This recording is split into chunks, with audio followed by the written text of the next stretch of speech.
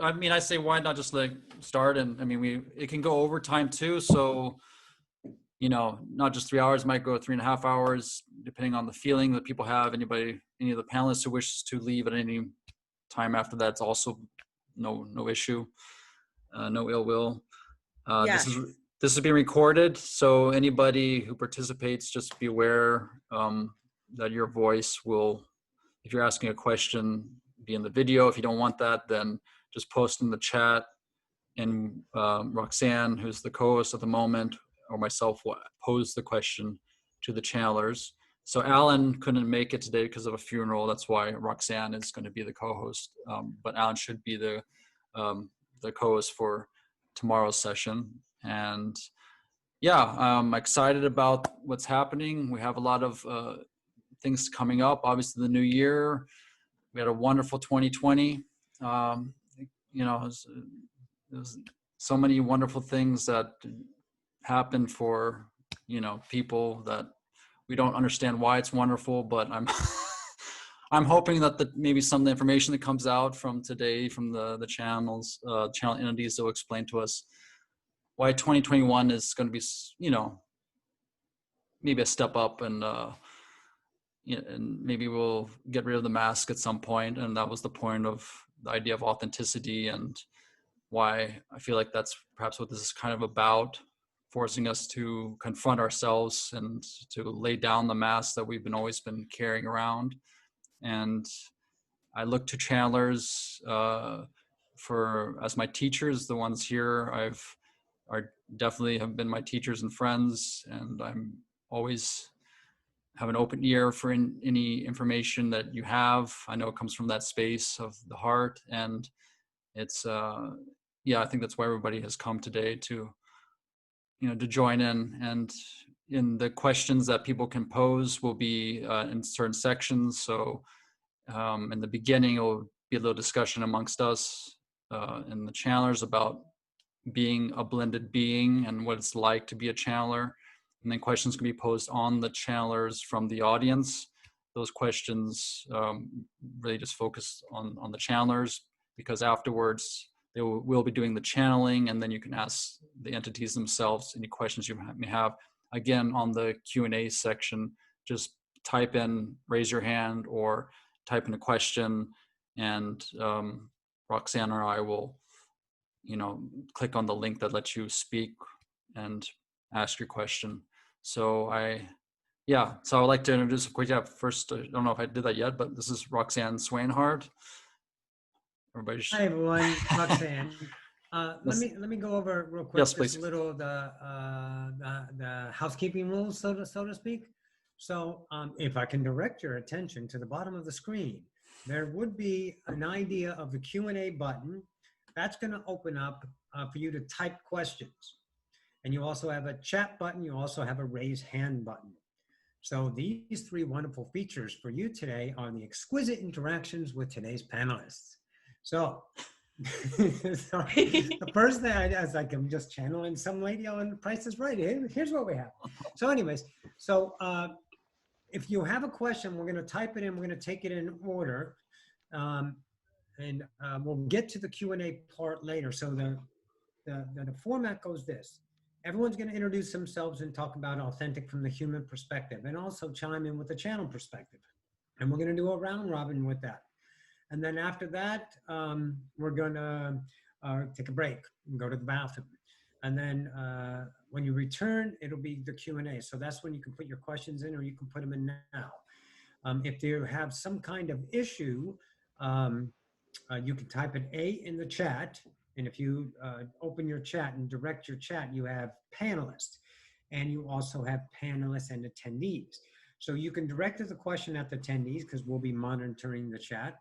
And you can also just talk to the panelists like, holy shit, did you hear that? That was awesome. You know, that kind of thing. And that was a good perspective or a great question. And you guys can interact through the chat with each other, the participants in the room. So again, Q&As for that, and we'll get to that in order. And don't worry, we're going to get everybody. You have to rush to get it. And that'll be in the Q&A part at the second half after the interview, or after the, what do you call it? Intermission. Remember intermission. And now we call it take a break, but the intermission, intermission. So after intermission, we'll do the Q&A. If you have a question, you can raise your hand. If you have something, and then we can allow you to talk, but put the question. So raise your hand feature, unless, it's an emergency or someone isn't seen, then maybe raise your hand that way. But we'll also be monitoring both. But you don't need to raise your hand in the physical, because we're going to handle it all through the Q&A part for questions for the channels. I think I covered everything. Isabel, did I? I got it? I think so. But Roxanne, you sounded better. Did you change your audio? Yeah. Is it okay or no? You do it from how you had it before? Yeah, it's kind of fading in and out, isn't it? Yeah, it's weird. Okay, hang on. Let me change to my G3. Hang on. All right. How's this? Any good? No, that's Now worse. you Crap. the worst. No. Did you have it? Were you wearing anything before? No, I had this microphone. Why did my video go off? Okay. There you go. Any good? Yeah, I guess. Any good? Yeah, I think I can hear you and understand you. I mean, it's that's the most important thing. It Your was location funny. changed on the Yeah. screen. Yeah, we're coming and going. Yeah. Anyways, Where'd I go? I'm here. Okay. There you are. Daniel can understand you, Roxy. All right. Good. I don't know why it's like that. Whatever. I was just curious. Yeah, let me make sure it's turned up all the way.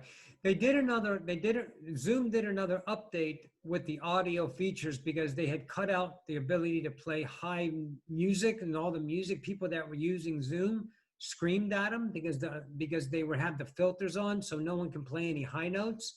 So they changed it. Oh. So I got to make sure that maybe my my audio is automatically adjust. Oh, that's what it is. Maybe do this. How about this? Can you hear me now? Is it okay now? No? Same? It's the same, but still good. I think it's fine, to be Yeah. honest. I think it's all good. I think maybe we can start a little bit with the discussion, get into this idea a little bit about what it's like to be a channeler and the idea of authenticity. So if these beings are coming through you, these energies, how is that affecting you in your human form? What are your struggles? Maybe we can start with that. Like, what are the things you really struggle with? Maybe we can start with you, Isabel, since you're on my left here. Before we start, can you introduce everyone? Yes, we didn't do that yet. Okay, wow. No. I didn't introduce you, Roxanne. You were definitely introduced, but you're not channeling today. You're just the co-host. And Isabel Zimmerman, she's a channel, and the entities you channel are the Crystal Light Collective, right? Yeah, you got it. Exactly. And David Strickle, he channels the stream. And my bottom left is Jennifer Wan. She channels the Akashic Record. And right below me is Kimberly Late, and she channels Beings of the Light. And yeah, I think Good job. yes, I got that. And I'm a big fan of all of you guys. I've all the information I get on podcasts, YouTube, spoken with you, but all a little bit of a taste, a little bit of a different, it's the same message or the same heart place, love place, but from a perspective that sometimes in one moment I feel more drawn, to what Roxanne is saying, and then maybe the next moment Isabel. Just I think we like to get hit with different angles of frequency, and so I'm kind of excited having all of you guys here, all this energy coming in to express itself in so many forms. And so maybe going into the new year, we want to think about a little bit how 2020 has been a lot of change, a lot of challenges, the idea of hiding oneself in some respects, retreating, and preparing us perhaps for something to come in 2021.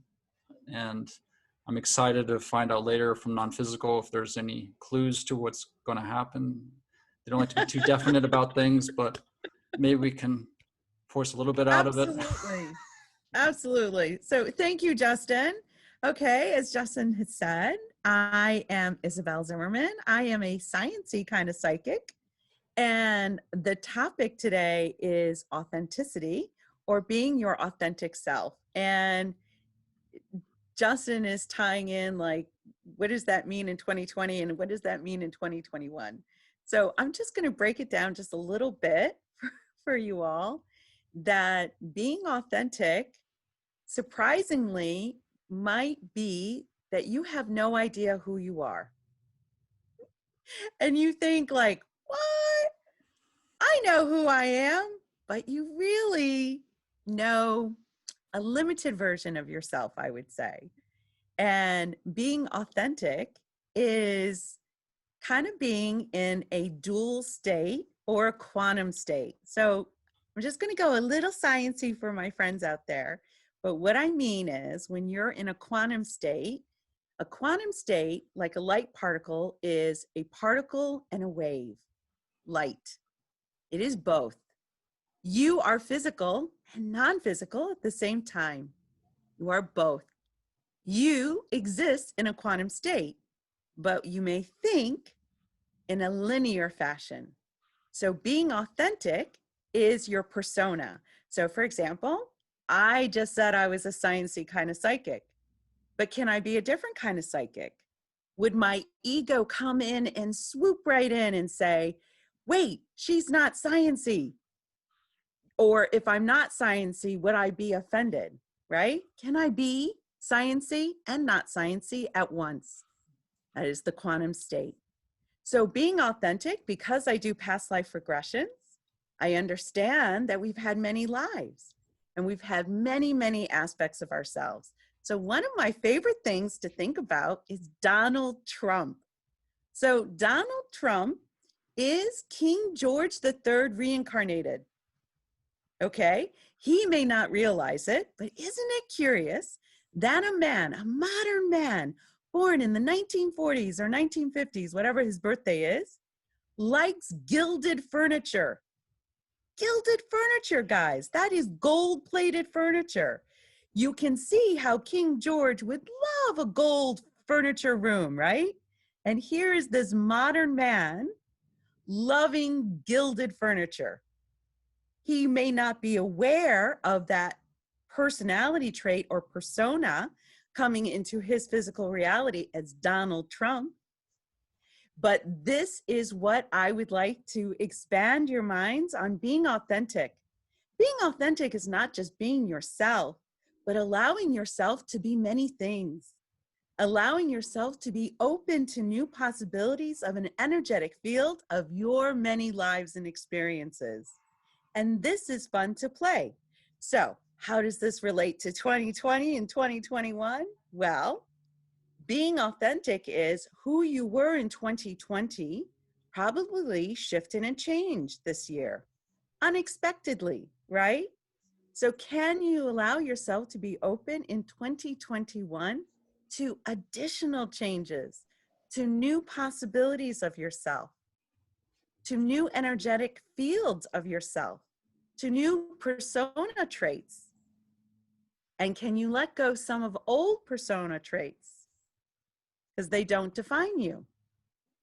So that's all. That's how my non-physical team works with me. And these are my discussions I have with my team and how it interacts with me as Isabel.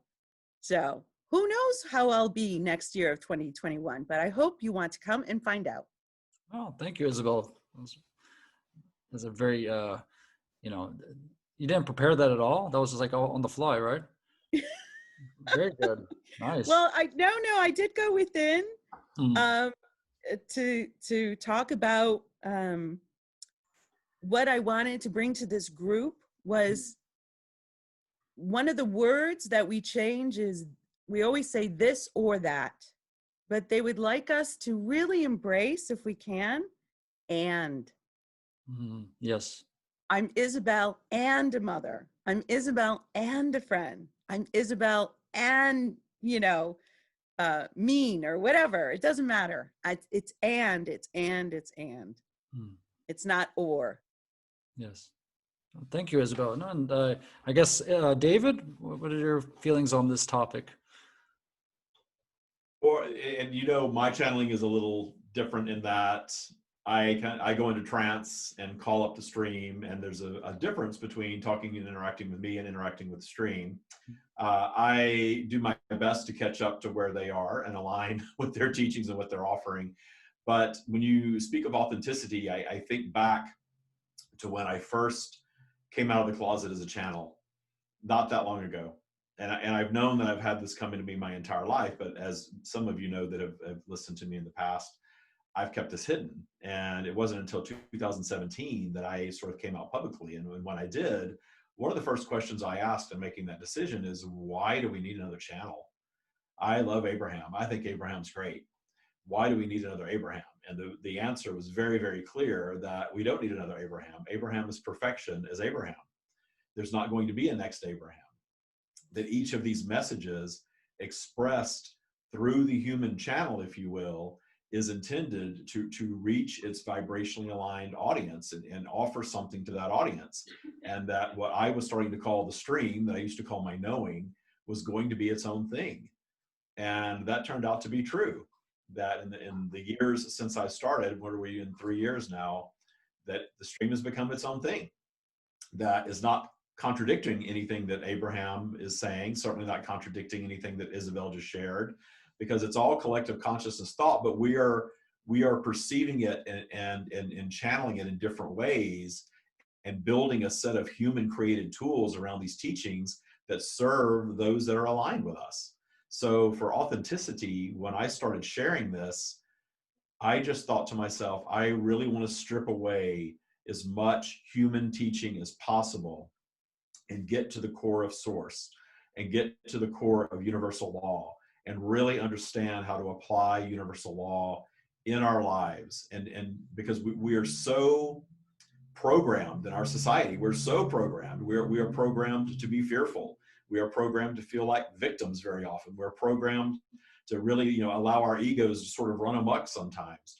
And there's nothing wrong with any of that. That's just part of the expansion of humanity.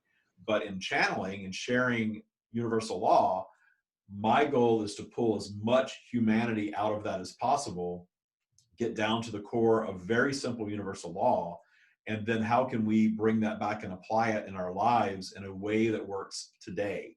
Not that worked necessarily 2,000 years ago, but a set of tools that works today. And we really, really focus on that. And as soon as the need to be right comes in, as soon as any dogma were to come in, and, I'm right and you're wrong, this is the right message, that's the wrong message, I understand very clearly there is none of that. Everyone is served by that which they're aligned with. And there is life and humanity, and of course the universe is gray. It's not black and white. We're in this polarized environment, and we think everything has to be right or wrong. And all of you that channel probably get this all the time. People will come and ask questions. Is this right or is this wrong? Should I be doing this? Should I not be doing that? How do you feel about X, Y, Z? And the answer is always the same, that from source, there's no judgment. Judgment is a human thing. This idea of this judgmental entity, there's some of you I've never heard channel before, but I know, I can tell by the vibration that this isn't going to be some judgmental set of rules that we're supposed to live by. I just know that. Coming into this group, I just know that. Because it's all expressions of source flowing through humanity. And here we are sharing these tools of universal law in our own unique way, and the audience is the perfect audience for it, because everyone's going to leave this interaction enlightened. That's authenticity. Wow, thanks, David. That's a wonderful explanation. And yeah, I think what you're doing, of course, you guys, is, at first it was obviously had Seth and Roberts came out, and then you have Abraham, but now it's becoming a bit more quasi mainstream, but still not mainstream, and there's still some stigma attached to saying that one hears voices or one speaks with a voice of non-physical. And but I think that it must be, obviously so strong within you to give it a voice that, that to hold that down probably would have made your life, obviously you would not have been comfortable. I'm guessing, David, that's you kind of I was in a mid six-figure corporate job, living the material life, and I got to the point where I could not share it on this level anymore, and I quit the job and do this full time, and have not looked back 1 second. I love doing this. I absolutely love doing this, and the message just keeps expanding and expanding, and the clarity just gets bigger and bigger. And I don't think that there's a ceiling that we hit with this journey of whatever you want to call it, enlightenment, if you will. There's no ceiling. It just gets clearer and clearer, and you work, and the work that I do personally in my human self is detuning fear and judgment. That's the guidance.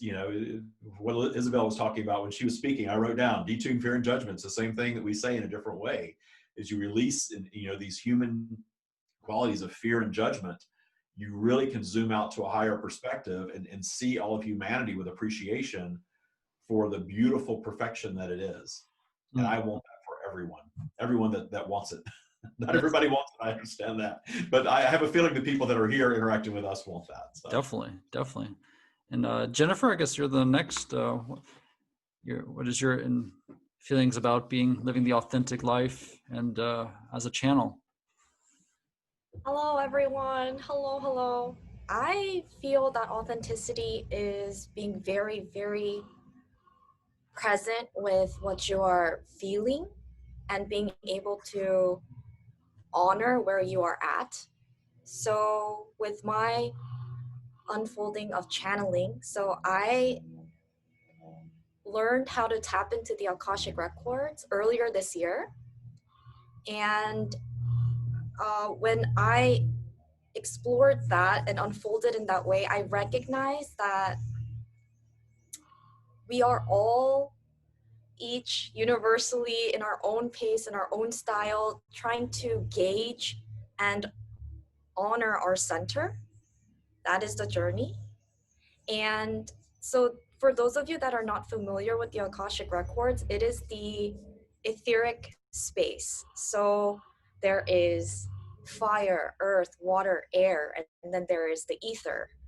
And so we're all channels. We are all channels. And in this container of the Akashic records, I was able to understand, when we really, really hone in and really allow ourselves to have the space and time to be present with ourselves, and then we allow ourselves to breathe and get into a meditative state and surrender and just allow for messages to come through, then you are tapping into the Akashic records. So the ether space, you tap into all of the infinite possible timelines of the past, present, future, everything all exists. And when you tap into it, you, even without knowing that you're tapping into the Akashic records, when you're fully centered, you're able to hear it, you're able to feel it. And so that's how I channel. And for authenticity, again, for me, it's really honoring where you're at and being very honest with yourself. And I have grown up with all of these societal norms, and this is what you're supposed to do, this is what you're supposed to look like, or this is what you're supposed to sound like. And so the past 2 years, I've been on the path of radically just speaking and being and expressing myself and giving myself the opportunity to really feel what it is that is trying to come out through me, or what it is that I'm feeling. And so that's the flavor that I can provide for those of you that are honing into your center.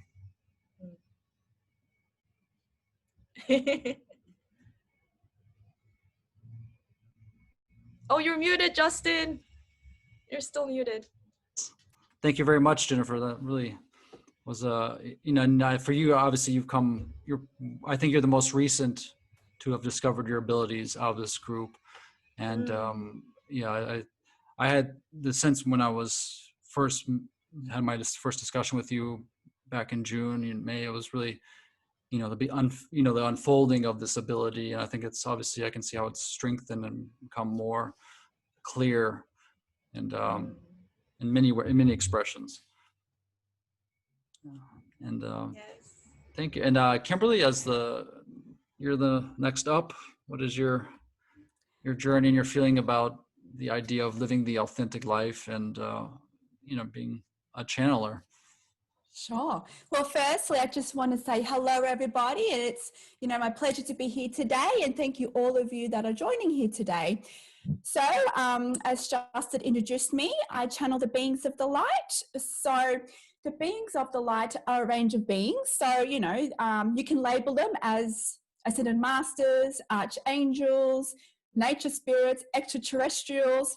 So, basically, the beings of the light say that they are us, right? So firstly, it's about oneness. So the beings of the light come through me to teach the ascension teaching. So these are teachings based on oneness teachings and who we truly are, universal laws. So basically, being authentic is being who we are in each dimensional moment, because who we are is much more than we think. We perceive ourselves to be a three-dimensional existence, right? We identify with ourselves, with our personality. We identify ourselves with what we look in the mirror, right? But who we are is actually multi-dimensional in nature. So we are here and we are also existing in a remembered, enlightened state. Because guess what, guys? We are already enlightened. We have just forgotten. So basically this year of 2020, as most of you will know, there was many shifts, consciousness shifts. And as above, so below, as within, so without. So everything that is happening within our consciousness is reflected what's happening in society and the world. And vice versa, right? We are the micro of the macro of all that is. So we are going through many shifts this year. It is forcing us to go inwards, forcing us to unite our shadows. So if you don't know what shadows are, so basically I'm also a channeler, I'm also a counselor, relationship therapist, and light language alchemist. So shadows, these are versions of you that vibrate in fear, because the human collective are attached to duality consciousness. So what is duality consciousness? Duality consciousness is the perception of separation from me and you, right? Duality consciousness also exists on a vibrational scale from fear to love. But who we truly are is unconditional love, because we are source energy, right? But we are expressed here in physicality. We are born through Gaia, Mother Earth. So we have her energy within us. Plus, this year, we'll go into it obviously further as this session goes along, but we are actually much more than human. We actually have ET, DNA within us, which is being activated within us.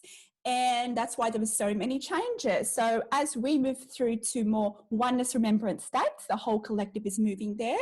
We are forced, right, with all these events, for us to go inwards. It's catalyzing us for a reason to go inwards. So to be authentic in this journey, this ascension journey, to remember who we are, that we are one, that we are love, is to embrace who we are in our emotions, right? We have been conditioned, right? If we have a negative thought, a negative emotion, push it away, push it down.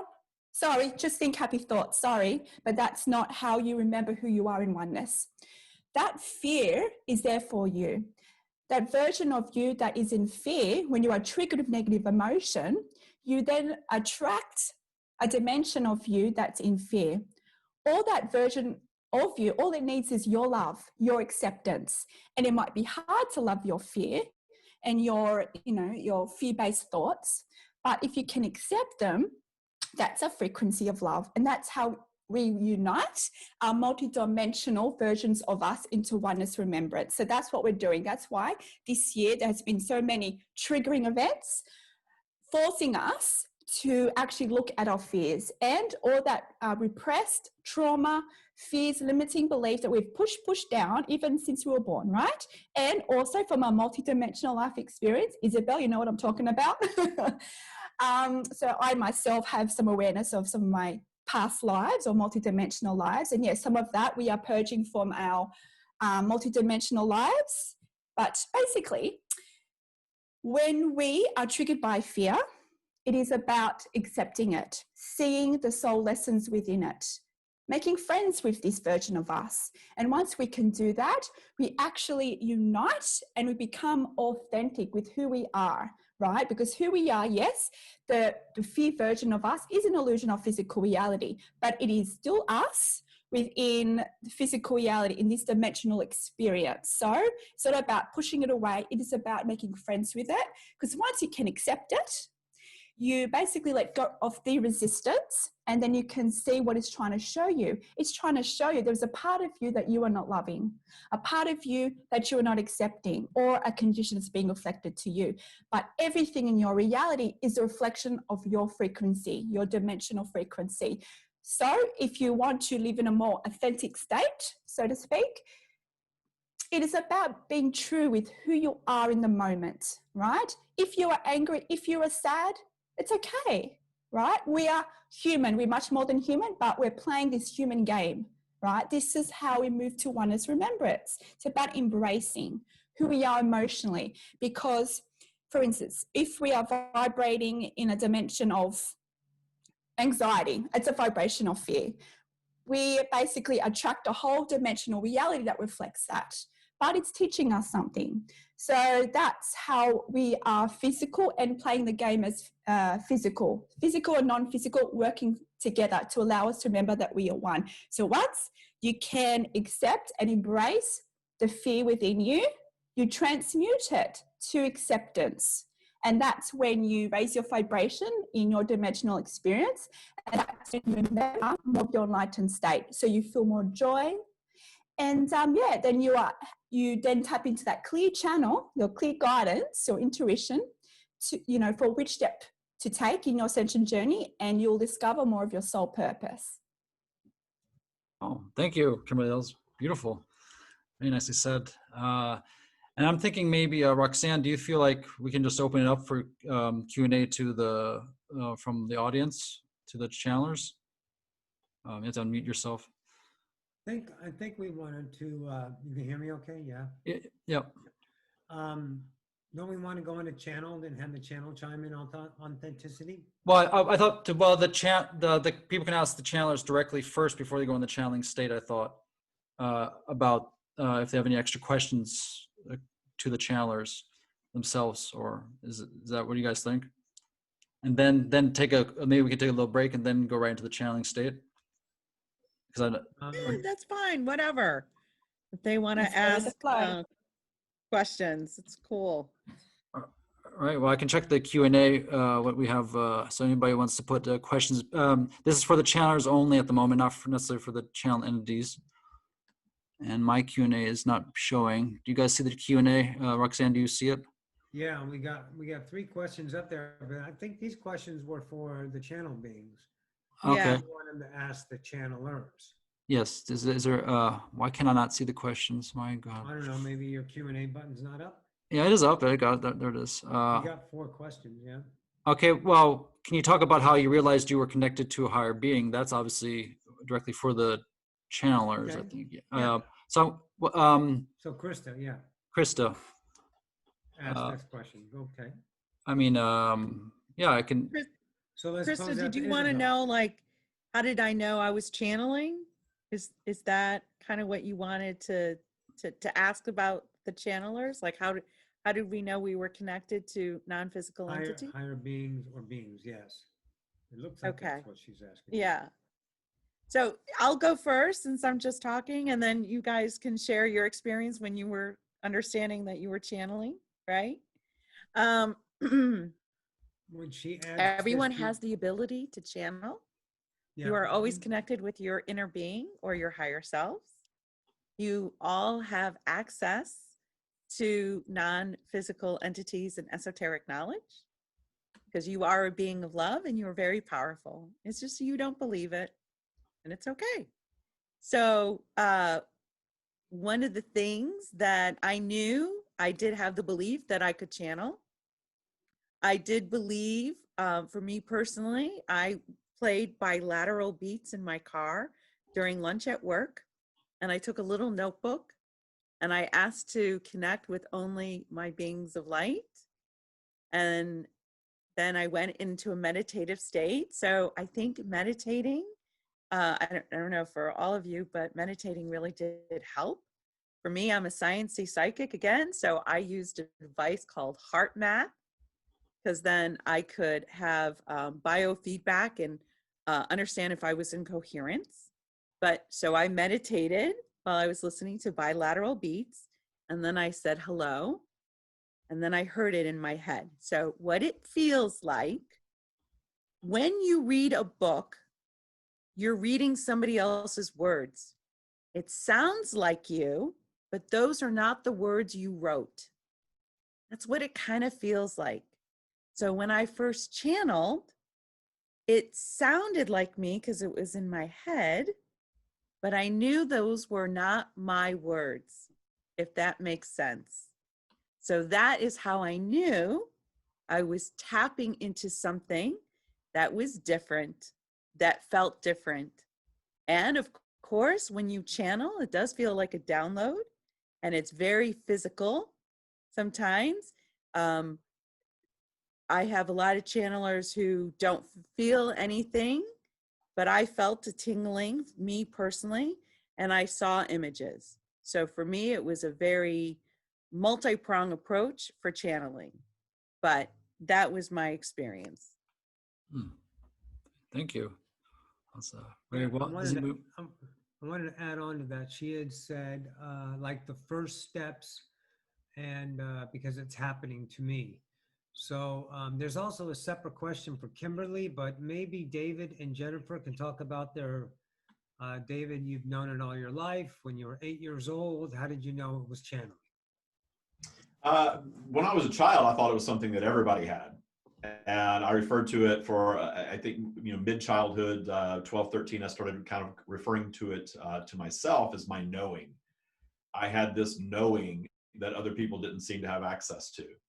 And as I progressed through life, I came to understand that everyone has the knowing, as I believe Isabel said, we all have it, but we're taught to ignore it. We're taught that it's not real. We're taught that it's our imaginary friend and that we need to, read our Bible or whatever. That's what I was taught, but I ignored all of that. I questioned all that. In fact, I was asked to leave Sunday school because of all of that.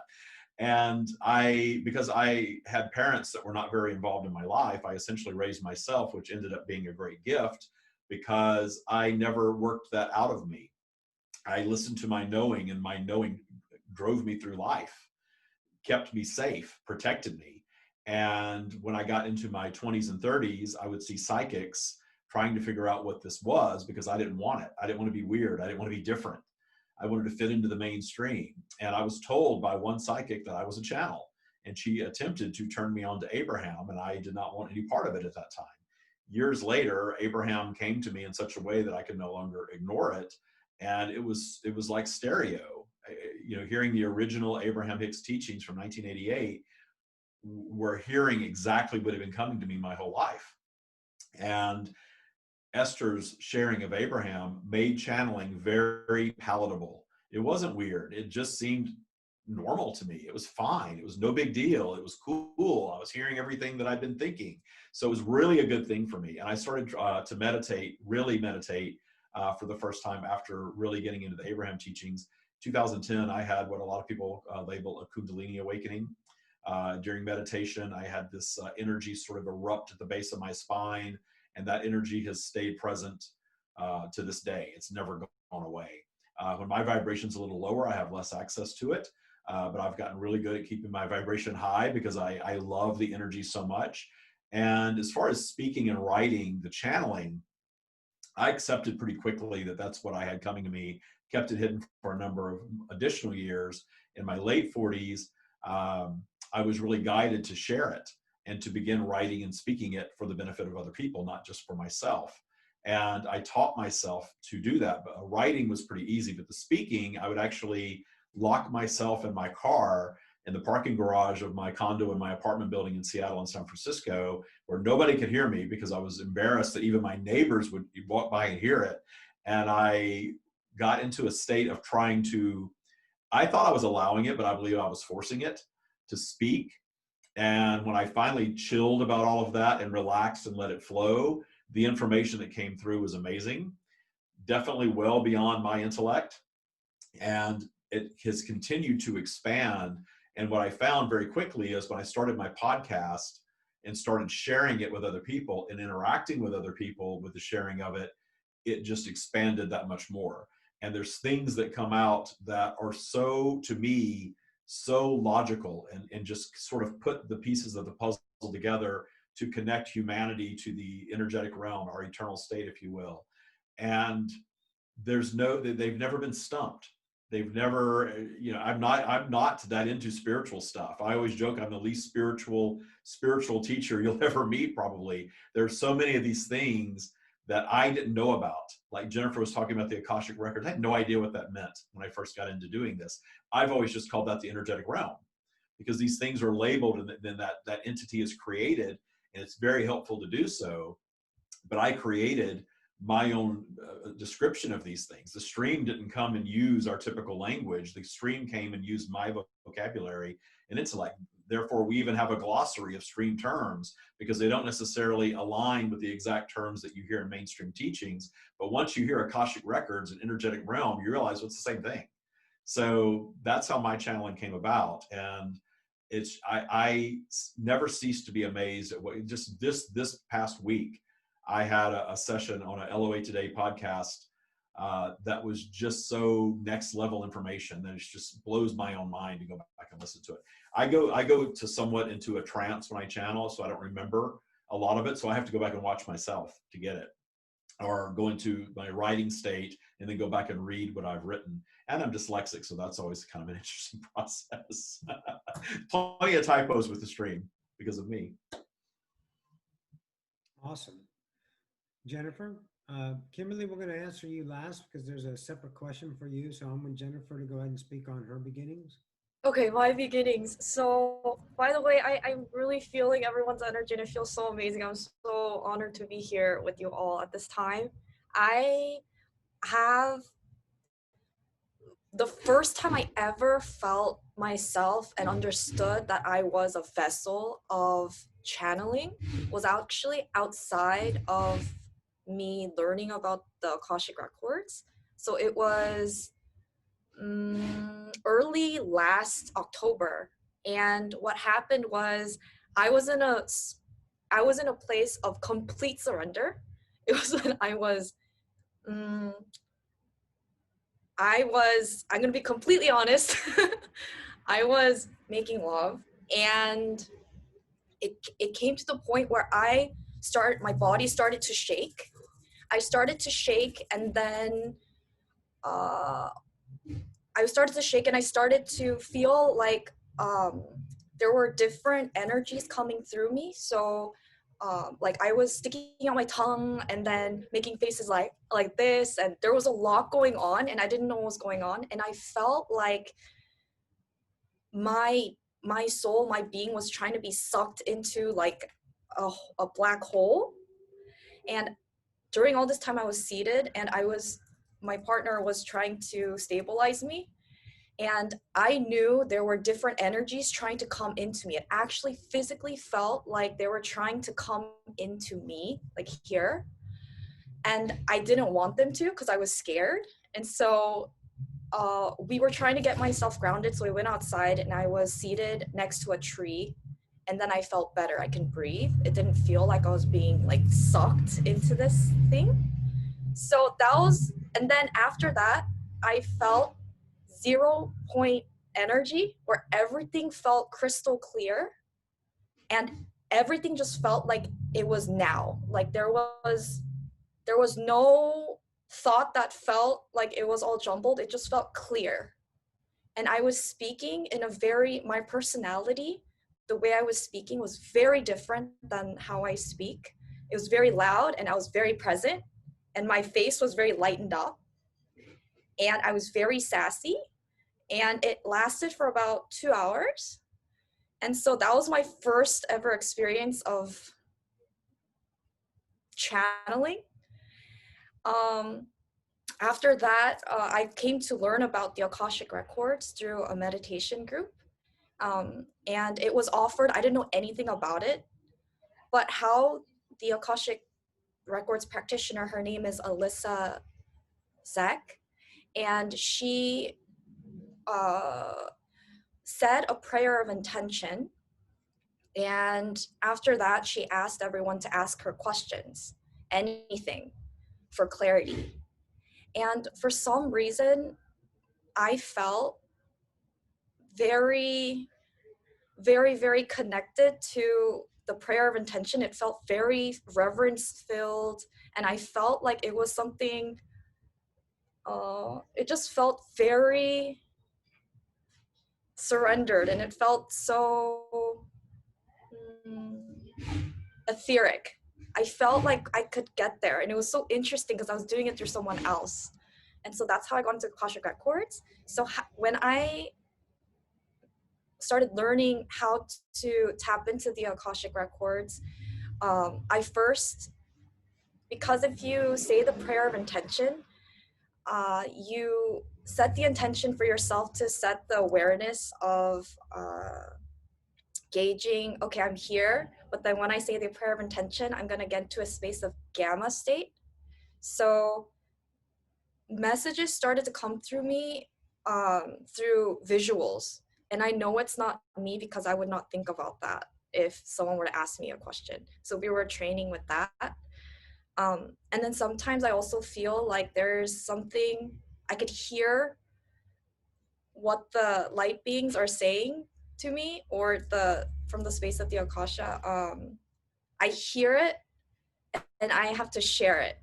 And then now it's progressed to the point where I feel I don't even have any of that, and I just speak. I'm like exploding. It feels like I'm exploding, and it's just coming out, and it's here, and it's here. And so my first steps would be when I was in a place of complete surrender is the first steps. Yeah. Great. Appreciate that, Jennifer. That was a very, also a very unique perspective. And I think it comes to everybody in, you know, certain situations that are least expected. And yeah, so Kimberly, there's a question for you as well. I think specifically, it looks like, go scroll back. Jillian was asking, Kimberly, what does embracing your fear look like? Can you give a real life example of the steps to take? Thanks. Wonderful. All right. So what I'll do, I'll introduce my journey as well, and then we'll go into an example of fear. All right. So for me, when I was an adolescent, I started to see angels and feel angels.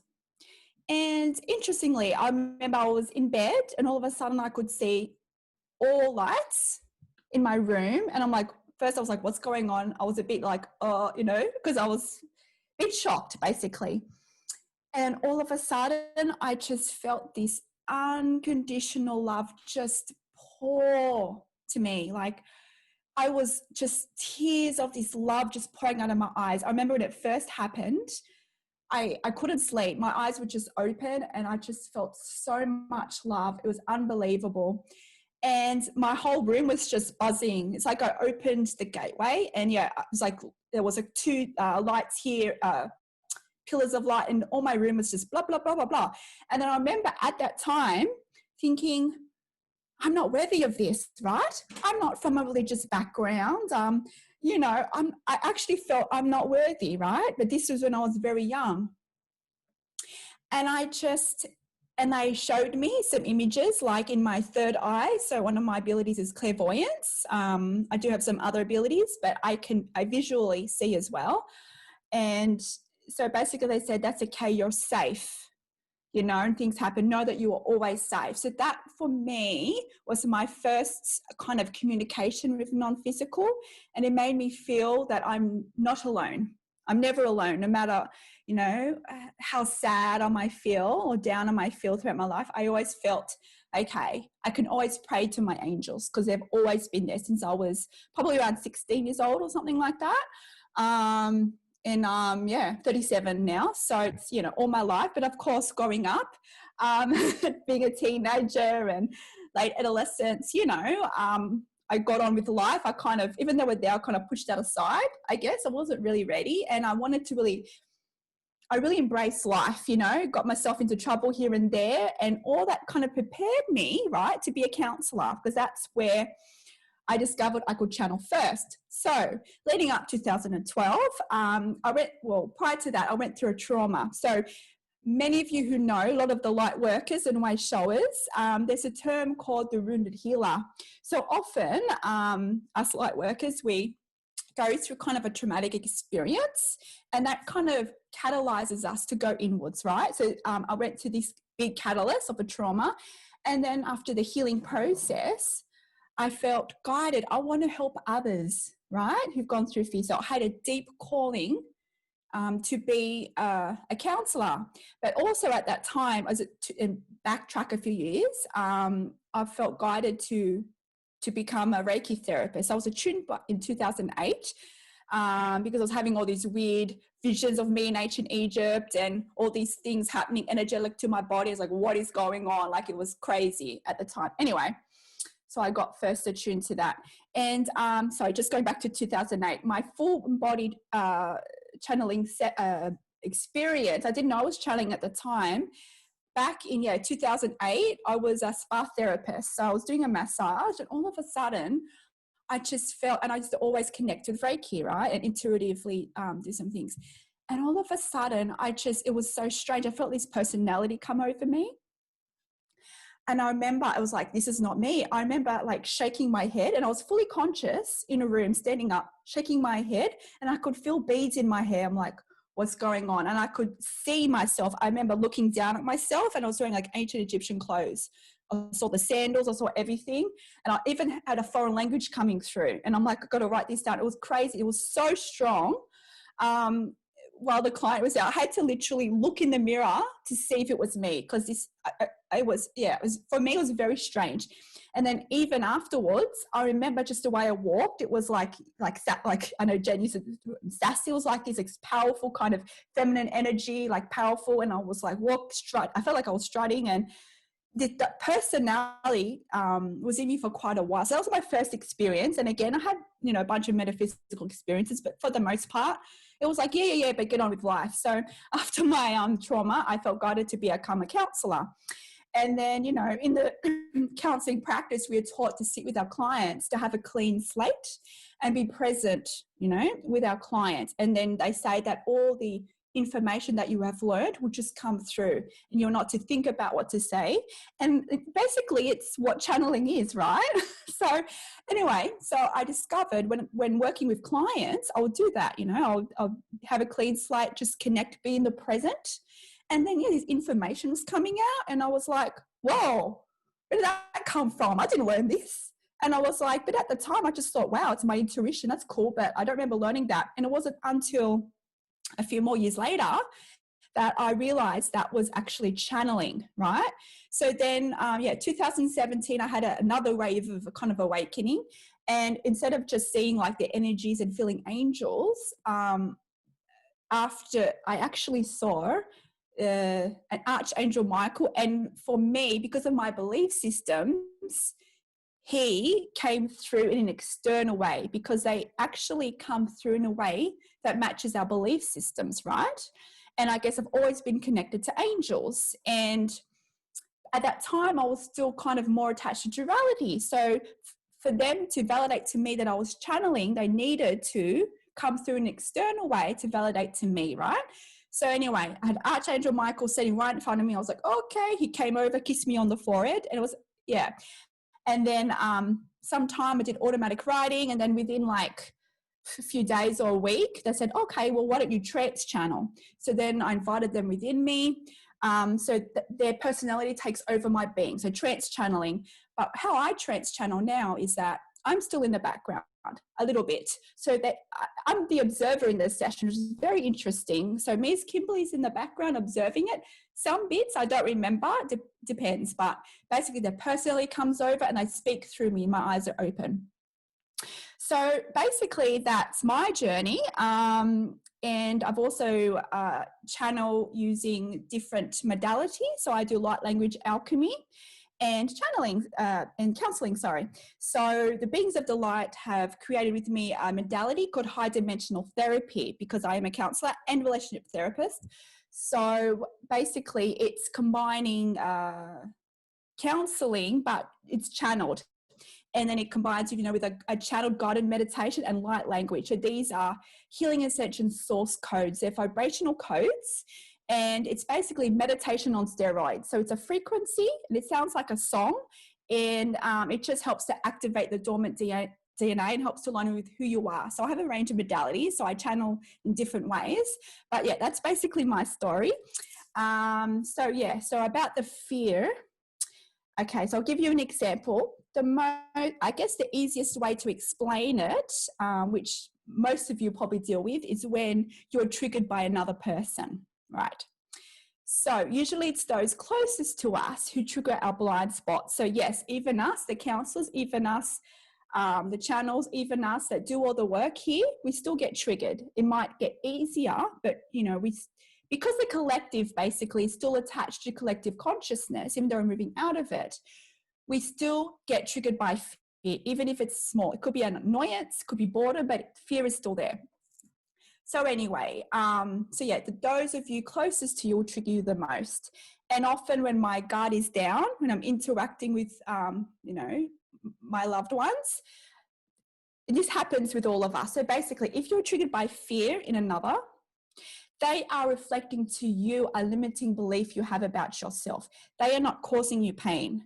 You might feel that it's their fault. You might feel that they're trying to make you wrong, but they are just mirroring to you a belief you have about yourself to highlight there is part of you that you are not loving, that you are not accepting, right? So it's a gift. So to kind of get out of that fear, that triggered state, and it takes practice, but you can in the moment. When you're triggered by negative emotion by another, you can play the observer. If you're not too triggered, be the observer and look at it from a point of curiosity. Oh, isn't that interesting? I'm feeling fear right now. Why am I feeling fear? To help to see the lesson here, see the other person or the condition as a master teacher. It's like their higher self and your higher self are playing this game to allow you to remember that you're powerful, right? So the first thing is to basically be grateful for this trigger, whether it's a person or a condition, right? Just, you can say, I am so grateful for this soul test because I'm ready for higher expansion. I am so grateful that this is alerting me to a part of me that I have not loved. And I'm grateful that I have this opportunity to explore more of who I am and parts of me that I've disregarded, that I have not loved. So once you can do that, you can then even increase it and be in loving acceptance of that person. I accept this person or condition. I am very grateful. These are frequencies of love. This helps ease the resistance so you can see the lesson there. So it might take practice to do it in the moment, but it is possible because I do it in the moment when I'm triggered. And if you can do that, because they are reflecting your dimensional experience, once you can see it from a higher perspective, you might not know the full soul lesson here, but if you can at least gauge in that love, those love perspectives, you will find a situation, the person, the condition will change in a moment because they're reflecting your dimension, that you live in your vibration. That's about also being authentic and embracing our fear. It's about recognizing that everything in our reality is for us. Nothing is happening to us. It is for us to discover our self-purpose and how powerful we truly are. And thank you for your question. Well, thank you, Kimberly. Very well said. And I'm looking at the questions, and it looks like maybe the questions are coming up now for the actual channeled NODs during the channeling session. Roxanne, what do you think about doing our little 5-minute intermission, and then or coming in and the channelers can get into their channeling state at that time, or take whatever they need? I think 5 minutes rushed. Let's go 10. 10 minutes? Okay, yeah. So I mean, it's only an hour in. I think 10 minutes is okay. Because how long do we plan on going? well, it's two plus, right? exactly. I mean, yeah, the majority will be in the channeling state, and Yeah. if it goes over time a little bit, I think the audience Because we doesn't want mind. Kim to be able to get into good state, you know? Yes. David, do you need time to get into state? All right. Not much, just a little bit. Okay. So maybe, you know, we'll take Same here. take 10 minutes. Okay, if you I think 5 minutes is too short. Yeah. We can go 7. Let's do 10 minutes. Yeah, that's a good There you one. go. Let's take 10 It's minutes. time to go to the time for coffee Right. and pee. Right, coffee and tea and tea. Yeah. Tea and so, pee, sorry. Cool. So we got So about 5 after, so we'll go 15:15 or 3:15. 3:15. Okay. Central Standard Time, whether we're just 15 minutes past the hour, wherever you're at. How about that? So Yeah, yeah, that's good. sounds good. I'm sorry the audience can't say yes or no, but it's gonna have to be that way. No, they're fine. Yeah, that's fine. Go get a cup of coffee, brew some All right. tea. In the meantime, guys, if you have questions, start typing it in the Q&A. Again, you should have a button down at the bottom. This is Q&A, and you should be able to type your questions in there, and you can direct them towards any particular channel you want to, or just like in a generalization, and we will get to them all. We'll see you in 10 minutes, folks. Daniel has his hand up. He wants to ask the question live, and I don't think I told the people that we can do that. They can do it, So, but they oh, we yeah. we can do that. I have to just go to Daniel Right. and allow to talk. So right, hang on. Yeah, time. Wait. Sure, yep. Everyone out there, if you want to talk live, you don't necessarily have to type in your question. If you raise your hand, that means that you're going to get brought on live by the host, and then you will be able to talk to the panelist one-on-one. Okay, go ahead. right, and then but your video won't be shown. It'll just be your voice. So Right. Yeah, it's voice only, no video. no video. Do we want to? Let's see for a second. So, the first to the channelers, the 4 channelers, if you would like to prepare yourself again to your channeled state, and if there is any messages that to the topic at hand at first that you would like to, that these entities would like to present, they're at this time welcome to, and then we'll have the audience pose questions. Does that sound okay? So I have a question. So I feel like I'm gonna have my eyes closed for the majority of the time. So when I have a urge to answer and respond, how would that work? Should I just Right. go like this or something? No. So in the We're beginning, gonna go around. now well, maybe the question will be posed later to one, in the beginning to one of the channelers or the channel entities, and then another one can add to that and just come through if they feel. I don't think it's going to be too much of an issue of one stepping over the other. Is that what you're? But if you have any inspiration, I think we're all open here to allow that to just express itself whenever you feel the inclination to. And yeah. Okay. I probably didn't answer your question, but anyways. We'll just go with the flow. It's okay.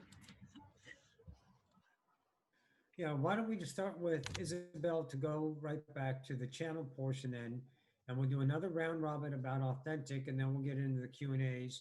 And then if there's another entity that wants to answer in addition, then let us know, and then we'll bring you on. Will that work? No. Daniel? Okay. Yeah, okay. Daniel, we'll get to the hand questions and then the other ones after the round robin. Isabel, you're up. Okay.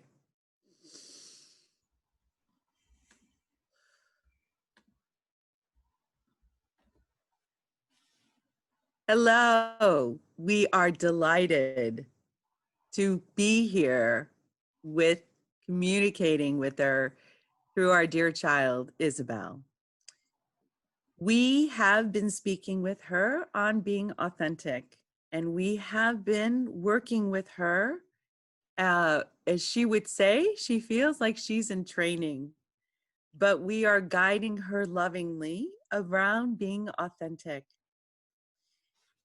We have been working with our child, Isabel, to understand that she is much more than what she sees in the mirror. For her, we use a symbolism of a tree. We show the tree and the leaves. When you are just a leaf on a branch, you may not be aware of the other leaves around you. But when you open up to your field of possibilities, you might see you're not the only leaf on the branch. If you go deeper within, you may see that you are also part of other branches with other leaves, and that you are this great tree that goes deep down in the roots. And so, being authentic, we guide her often to be not only that leaf on the tree with many leaves, but also allow her to change form. So, for example, a leaf may die and fall to the ground and become a new leaf in a new season. And so we expand her over and over again.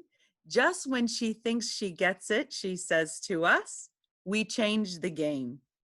So being authentic is allowing that freedom for the game to change. And this is what we would like to tell you and would like to discuss. Can you allow yourself to be flexible and change in the moment and not have any attachment to the outcome? Thank you. Thank you. And I guess Kimberly, would you like, or whoever's up, whoever feels inspired? Dear ones, it is Goddess Isis coming through. Dear ones, do you know how powerful you are? Do you know how perfect you are? Dear ones, you are magical beings of source.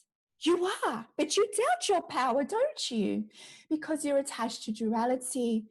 But as you move forward into this new era of consciousness, in this new era of a remembered state of who you are as oneness, you will remember the magic for yourself.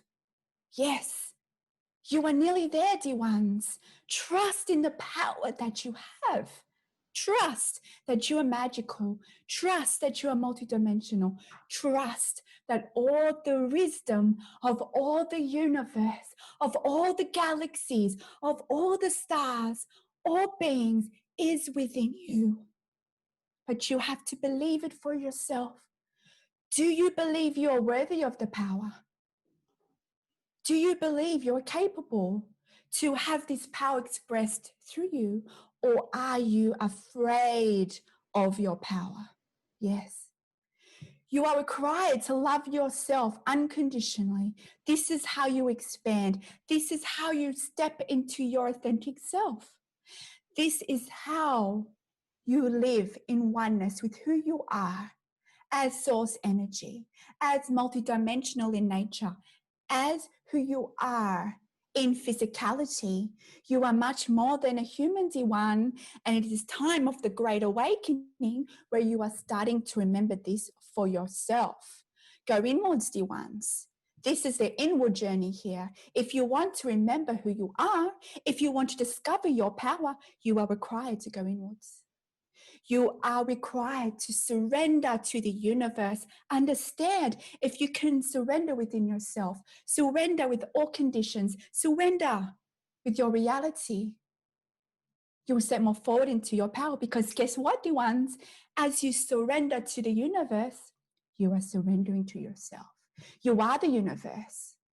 You are a reflection of the universe, of Source itself. You are that powerful.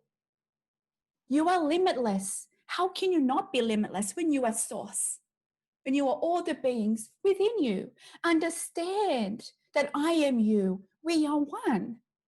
So allow these words to validate the power that you have. Allow these words to validate to you that you are worthy, that you are loved, that you are never alone. And it's time now in the Great Awakening for you to step forward in your power, to step forward into why you are here and your sole purpose here. You will not be here otherwise. You will not be watching this if you do not want to remember who you are. You are at a certain vibrational vicinity where you are here today watching this live or on the replay. However you find this, it is for you.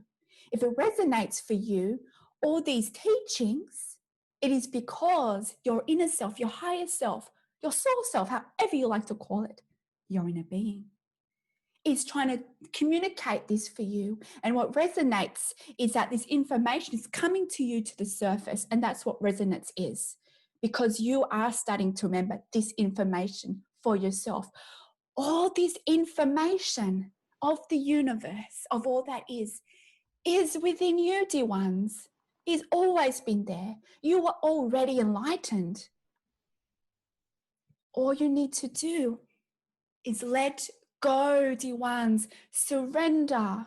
Allow these dimensions of you, these programs of physical reality that no longer serve you, allow these to be transmuted from you by seeing and embracing the soul lessons there. This is how you step into who you truly are in your oneness state. To be authentic in your human terminology is to see all aspects of you as one, is to see me as you, is to see all these channelers here today as you, is to see your brothers and sisters as you, is to see the Mother Gaia as you, is to see everything is a reflection of you. That's how powerful you are, dear ones. It is about surrendering. It is okay to feel fear. It is a paradigm of the human experience because the collective is attached still to duality. But understand their energies, the technologies is available within you to become more empowered, to more effectively and easily address that fear within you. Can you love those aspects of you? It might be hard. It might be hard to love and accept others who trigger you in fear, but understand that they are you and they always here assisting you out of love, out of higher love. Understand there are soul contracts here. Understand that everyone that exists here now are the most advanced beings. Only the most advanced beings can be born through earth at this time. You have just remembered who you are. So if you can raise your perception of who you are, you will naturally unlock your divine blueprint within you. And step by step, you will start to see for yourself the power that you are, the love that you are. It is about actively loving those aspects of you, dimensions of you that you have not loved. And then you'll be able to more easily love all others as you. Can you see the game being played here? You are one with all that is. It's time to remember your power, dear ones, and we are always here with you, assisting you. It is with such love that we come through today, dear ones. Wow. Thank you. Thank you very much. That was very moving. I would say, David, or the stream, would you like to say something?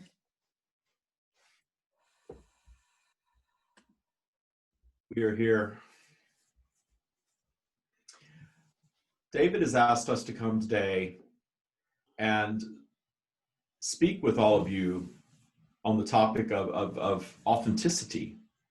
And it is an interesting term, authenticity, because you are, as you are well aware, existing in a polarized environment where you see evidence of right and wrong and left and right and all of these things all around you. And your belief that there is some sort of way that is right for all and some sort of truth that is concrete. But that is not the way of the energetic realm. And you're catching yourselves up in a physical environment, as you have all done here, as strands of soul consciousness, if you will, that are all source at your core. We are the source of all creation, and you are part of us. But you are expressing yourselves in a physical reality that is, it is not a reality, yet it is a reality, because it is your own creation. And it is very real to you in this linear time that you are perceiving. So we will speak to you in terms of that. And the idea of authenticity, meaning that there is some concrete set of rules or some concrete way to do things, to go about being a human being, even. We are here to tell you that your authenticity is your own creation. What you believe about you, what you believe about the world around you, what we often refer to as your bubble of reality, you are creating it.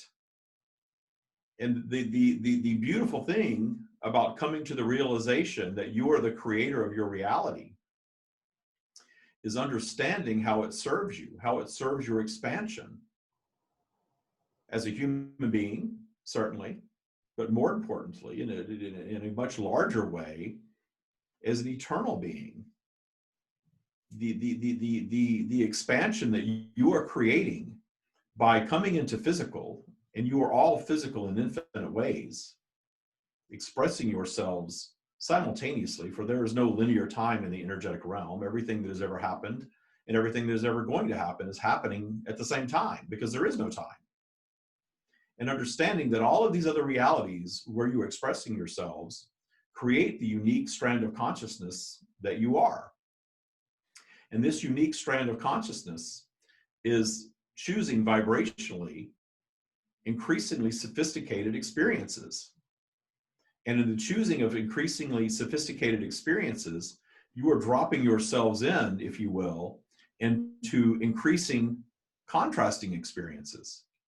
Meaning those of you that are choosing difficult paths are choosing difficult paths because of the expansion that is offered in the difficult path. And we are here to tell you there is no getting these paths wrong, regardless of how you react to the path that you create, the path that you manifest into vibrationally. You may manifest into abuse from birth. You may manifest into serious illness from birth. You may manifest into poverty. You may manifest into scenarios that place obstacles along your path very early on in your lives. And notice how the things that occur very early on set the stage for what's next. And for many of you, set the stage for what's going to transpire for many, many years. But that's not because there was some predetermined path for you. The magic of physical reality, as you are perceiving it, is that this path is your own creation. And many of you find yourselves traveling far down a path of difficulty, of what you would label difficulty from a human perspective. And that difficult path guides you deeper, inward, guides you to teaching such as this, where you come to a space where you can look back and realize that all that has been, everything that you have perceived in your human life experience thus far, can be perceived very differently. And all of the things that trigger you when you are in your lower vibrational flow can be detuned immediately. And you're shifting focus of them from the focus of something that happened to you to the focus of something that happens for you. Finding the silver lining, finding the benefit in anything that you have manifested. And as I promise to you that every single thing that you have experienced is indeed your manifestation. You have heard us speak of the law of attraction, but speaking of the law of attraction is like speaking of gravity. It's happening all the time. It's more important for the journey that you are on, if you are absorbing these teachings and this interaction, to understand vibrational flow, to understand polarity, to understand the gift of what you perhaps consider positive and negative. That the negative things that you bring into your reality are absolutely things that you are bringing in to drive your next creation and the solving of it. And in the solving of it, expanding your being. And in the expansion of your being, you are expanding our being. While we are the source of all creation, you are the true creators. Coming into physical, into polarized physical environments, where you are experiencing things that you prefer and things that you do not. And when you are at this place in your journeys, when you are wanting to understand deeper, and more human beings that are experiencing planet Earth than ever before have expanded to this space because of the polarity of your planet, of your environment. You are perceiving physical on planet Earth at what is indeed a magical time of expansion. And this magical time of expansion has delivered more challenge. And the additional challenge has driven more of you deeper.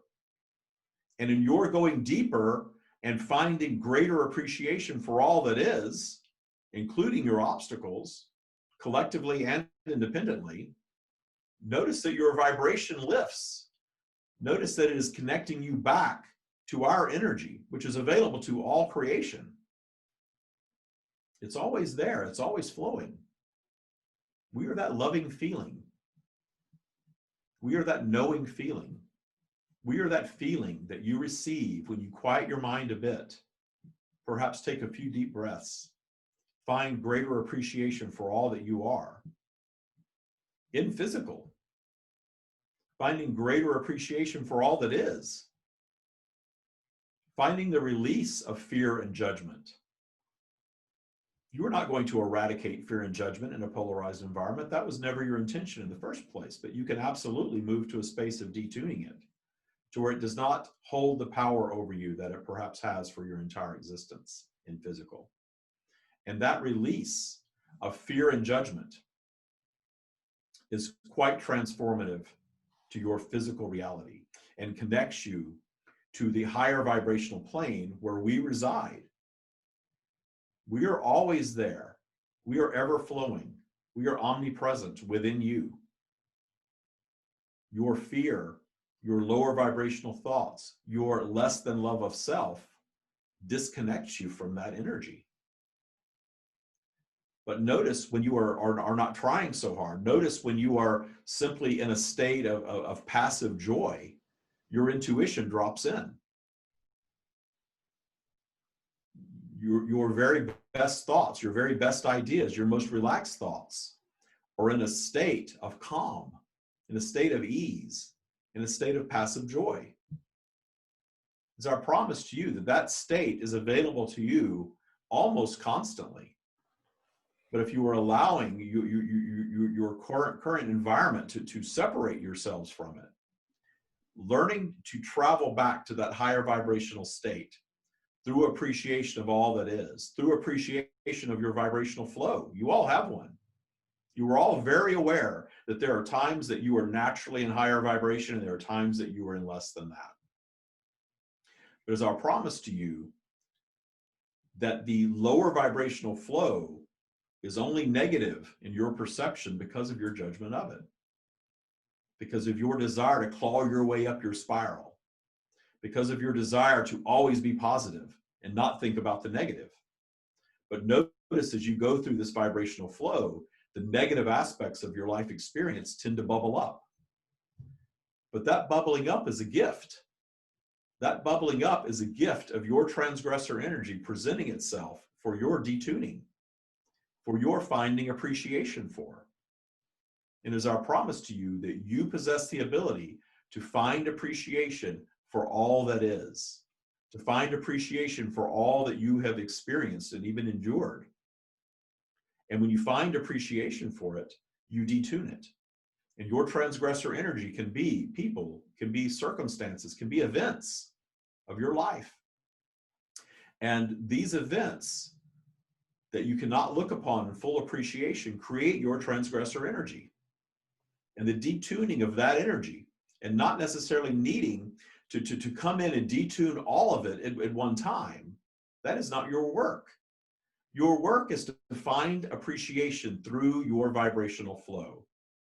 And in your lower vibrational flow, when you are less connected to our energy, understanding that these things tend to bubble up, but it is absolutely within your ability to meet these things in joy. Understanding how they serve your expansion, understanding that all you need do at any time that you are faced with an obstacle in your life experience is to allow your vibration to go back up in appreciation of the obstacle, and the obstacle will solve itself. And in the solving of the obstacle, notice this is where your creation comes from. And your creation begins with your imagination. Your imagination connecting in with our energy creates the solution and creates your expansion. And your expansion is an important component to universal expansion. You are just coming to the realization of all of this. Humanity collectively is coming to this realization of how powerful you are. You are hearing that echoed across this chamber today. And in becoming to understand how powerful you are in your creative abilities, how you are truly creating your bubble of reality, and how all of these rules and all of these things that have never felt right to you are a human created tool of control. And you are allowing yourselves to be controlled or triggered by any of these things as your choice.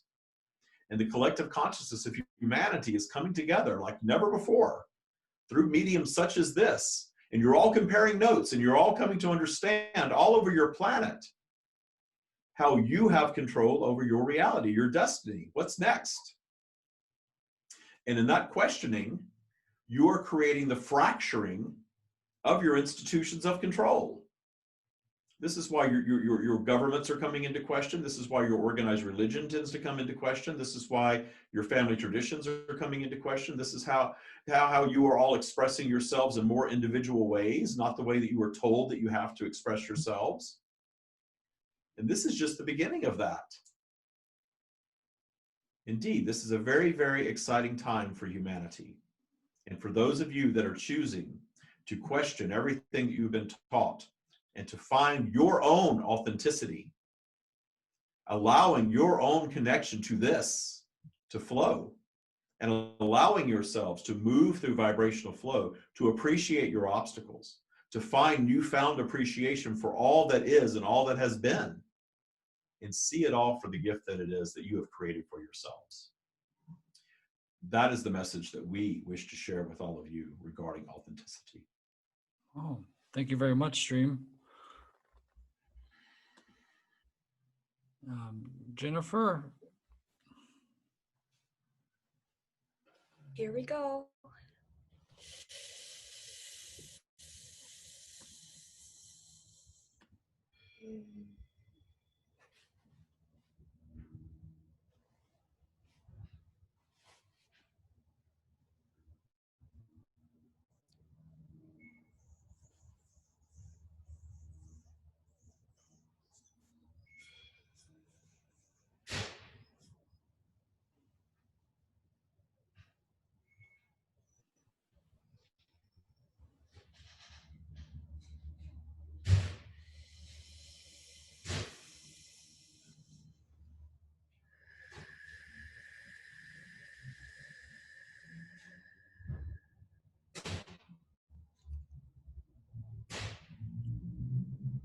At this time, we would like to say hello to you all.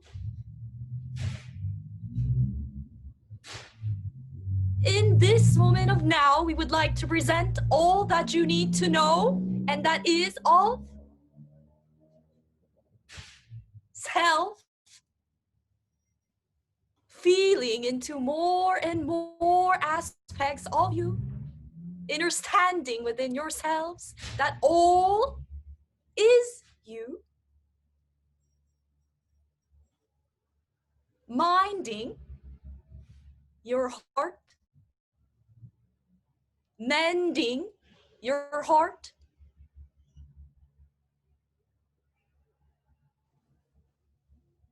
in this moment of now, we would like to congratulate you for being here, allowing more here,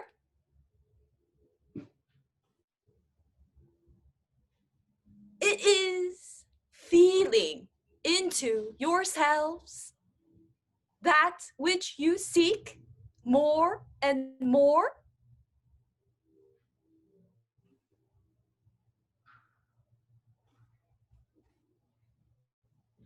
Authenticity, authenticity, inspire yourselves at this time, feeling more and more of this now in each now.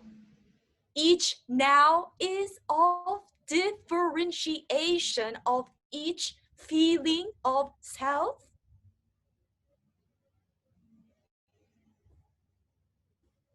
Recognizing yourselves to be here, here, here, now.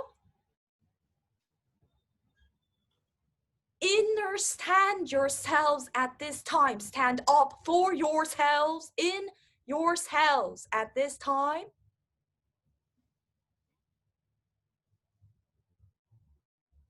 Each moment unfolds as you allow yourselves to be in yourselves.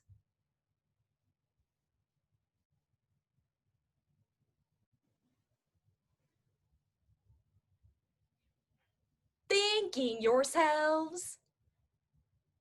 Celebrating all of your other selves.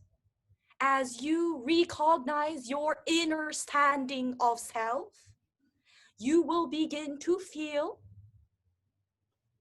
your mirrors as your other selves. We are entering anew into one heart, one mind at this time.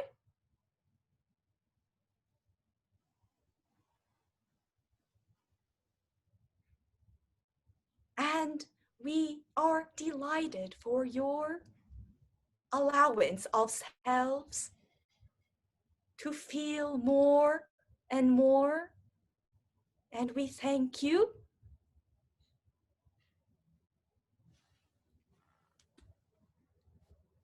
Thank you. Wow. I love that. So many different expressions of one source. And Roxanne, so shall we field some questions from the audience? Should we go to the Q&A chat? And Sure. what do you feel like? You want to start off? Well, let's start with the first one that was put into the chat was J1. And if anyone's still drawn to answer this, just speak up and wave your hand or just yell at us.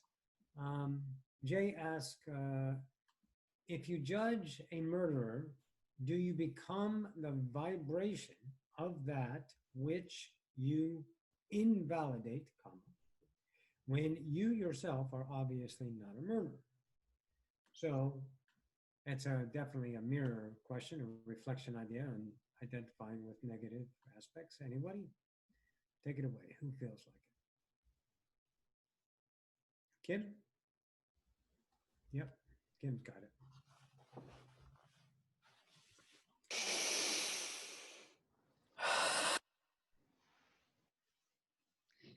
Dear ones, it is Yeshua coming through. Dear ones, you connect with the love state of your being through love, through oneness, through forgiveness, through compassion. This is how you expand. We understand in your human conditioning, it may be challenging for you to perceive beings in your world that do harm in a perspective of love. But understand they're here to assist the collective to remember who you are. If you are triggered by the notion that this person caused someone harm, then what is the judgment within you? Are you judging that other person as wrong? We understand from a third dimensional perspective that it can be perceived of such a person that causes harm is wrong. But understand that you are more than a three-dimensional perspective. Understand that this person that caused harm had a soul contract with the person that was murdered, in your terminology. Their higher selves working together to play out this role. Because understand, dear ones, that everyone that transitions from this world, that dies, in your terminology, they chose when to die. Yes. Pre-birth, before coming here in this reality, you created soul contracts with your brothers and sisters. They are playing a role for you. So, if you can see this higher perspective, this will assist you to let go of that judgment. Understand it was for them for a reason. Perhaps, obviously, not that person that transitioned, but maybe it was their family. Maybe something happened as a result of that death. You cannot see the full picture here of the soul contracts or why things are occurring from a higher perspective. So, dear one, use frequencies of love in this moment. If you find yourself judging, that is okay. That is part of the human paradigm, dear one. Can you accept your judgment? Can you accept this human condition? You are still attached to the human collective consciousness. Be gentle on yourself when judgment comes through. If you can see a higher perspective, this will shift your vibration in the moment. Use compassion. If you cannot love the murderer, if you cannot be grateful for the murderer, can you show compassion? Compassion is a frequency of love. Compassion creates an energetic interchange, your heart center with theirs. My dear one, compassion allows you to melt away that resistance, to see the higher perspectives there, to unite oneness, to unite those separated aspects within the whole collective into more oneness remembrance. If it affected you directly, then it is for you for a reason. What are your emotions that are coming up from this experience? Do you feel fear? Yes, that's a common human experience. But can you be in that fear? Can you be in that judgment and love yourself anyway? If you can accept these emotions, you'll be able to see a higher perspective here, because these higher perspectives are already within you. Dear one, it's about seeing all others that cause harm from a perspective of love. Can you forgive that person? Because in their conscious awareness as a human, they do not know the higher reasoning for what they did. Can you be compassionate that this was their role in this reality for a higher reason? Dear one, it's about knowing that everything that happens to you is for you. Nothing happens to you. It's only paradigms, dimensions of you in a third dimensional perspective. So, dear one, with anything that triggers such fear, start to use those frequencies of love to perceive the event. And this will allow you to let go of that judgment, to let go of perceptions of wrong or right, dear one. All is one. The murderer and the victim is one. They are playing a role with each other. If something happens on a worldwide scale and it affects the collective or many others, it is also for them. It is for the collective to remember who they are in oneness. Perhaps people that were directly affected with this, because of this event, they searched for higher answers. It was because of this event that they feel called to create maybe an organization to help others. Maybe they were called to do another action that they were destined to do as part of their soul contracts. Can't you see? It is a game here. And we understand, dear ones, that this game can feel so intense, that this game can feel so real. And understand it's only natural as part of the human paradigm to fall into fear, to see victim mentality. But understand that now, as we're getting closer to the next paradigm of your existence, things will start to get more easier for you. It's about unlearning the conditionings that all of you have had since the day you were born and beyond that. It's about unlearning that you are separate, that there is wrong and right, because all is happening for you. And once you can unlearn, you'll naturally activate the remembering within you that you are love, that you are divine love, that all others are divine love, dear ones. Even the murderer is divine love, yes. Everyone that's existing in this reality is all highly advanced. Everyone is highly advanced. It's just that some beings are playing a role here to catalyze beings, to catalyze the collective to go inwards, to rehome into love. Because love is who you are, dear one. Love is what all beings are. And it's time of great awakening. You are remembering this for yourself. Be gentle on your journey, dear one. It's okay to feel fear. It's okay to feel judgment. Can you embrace all these dimensions of you? It is okay, dear one. You are in the transition from the amnesia state of not remembering who you are to who you are in love and oneness. This is a game of expansion. You are all highly advanced beings. You knew by coming here it would be very difficult because of the amnesia. And this is why only the most advanced beings could be born through Gaia at this time. So just by you living and breathing here shows how powerful you are, dear one. Bring it into the heart space. The heart space is the operation center as you remember your oneness state. Bring it into the heart space. Perceive you and your reality from the frequencies of the heart. Heart is a portal to who you truly are in oneness, in your divine state, dear ones. It is with such love that we come through today.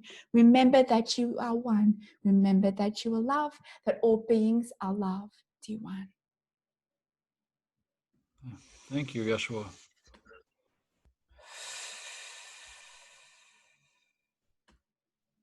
Think we want someone else to answer that? Or you want to just move Well, on? I mean, Anyone else want to take a crack? Okay, go ahead, Jennifer.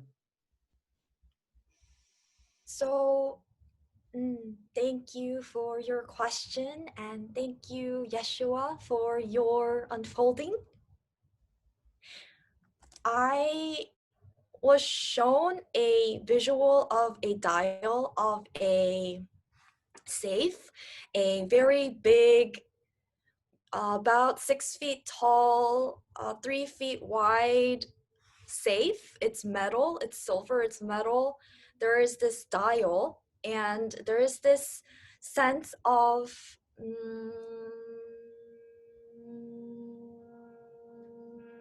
providing a perspective of us merely changing, shifting, and trying out the dial so that we could get into the safe. We are in this time where we are gauging more of our heart space and feeling more of how we can feel more of our heart space.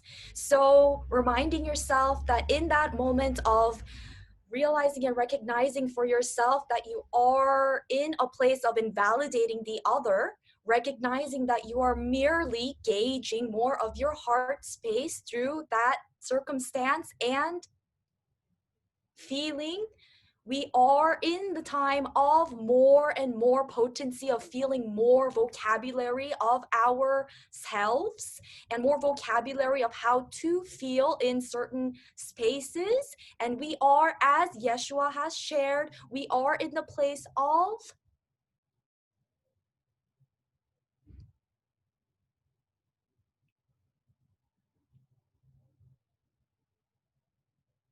shedding all of the conditions that have made us who we think we should be. So reminding yourself with the visual of the safe, of this huge safe that you feel is not able to be entered, knowing that you are always in unconditional love, knowing that we are merely expanding our vocabulary of feeling more of our heart space, knowing that we are, as you have shared, the concern of becoming that which we are invalidating. We are, again and again, we are expanding our vocabulary of our heart space, of feeling, of how to feel into more of our heart space.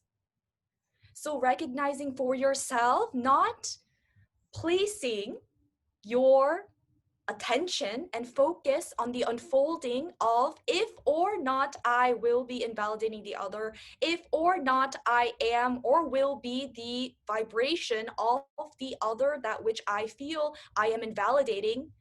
You are merely recognizing for yourself, again, as Yeshua has shared, practicing, exercising, feeling through, navigating compassion, the different spectrum, trajectories of compassion for self to express itself. So understanding within yourself, this is a gift for you to expand your vocabulary of selves, compassion for selves. No need to feel the vibration of opening up this huge safe to your heart.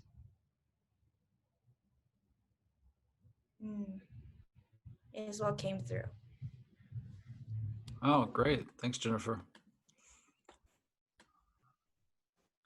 We got a few more questions on that, or a few more questions in the chat. What if we one take- person with the, what's up? Maybe we should take it'd be cool to take one audio first, maybe Daniel, the and then go caller. back. Yeah. Let's yeah, do let's that. So that. Daniel That's what I rose was his gonna hand. say. Let's go to Daniel. And I'll grab him. Here, Come up. you're allowed to talk. Hello, Daniel. Unmute yourself. Yes, you need a. Okay, I'm unmuted. Okay. So can you hear me? Yes. Yep. Okay, so my question is first for the Crystal Light Collective, and then for any other entity or collective that would like to then answer. So when Isabel was talking about the and, so Isabel is my dear friend, and in her living room on a shelf, there's a collection of Russian nesting dolls, right? So the dolls that, you take apart, and it's one, then one, then one, then one, until you get to the innermost doll. When Isabel talked about the and and the and and the and, I didn't visualize the dolls, being opened up to line them up on a shelf. I visualized all of those dolls expanding in unison, and in those expanding spaces between the dolls being that field of potentiality, being that room to create. And then I thought that in the now moment, from a human perspective, because we either want to be the biggest or the smallest of anything. Am I the big doll or am I the small doll? But it occurred to me that in the now moment, I can be any of those dolls, which would correspond, be attracted to whatever I'm exploring in that now moment. So I would like the Crystal Light Collective to expand upon this with whatever they may have to share.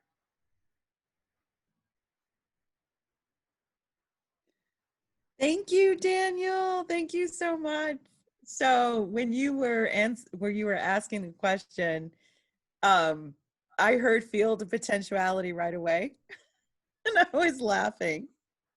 And so what they downloaded, and then I'll let them talk through me, but I just have to share what they downloaded.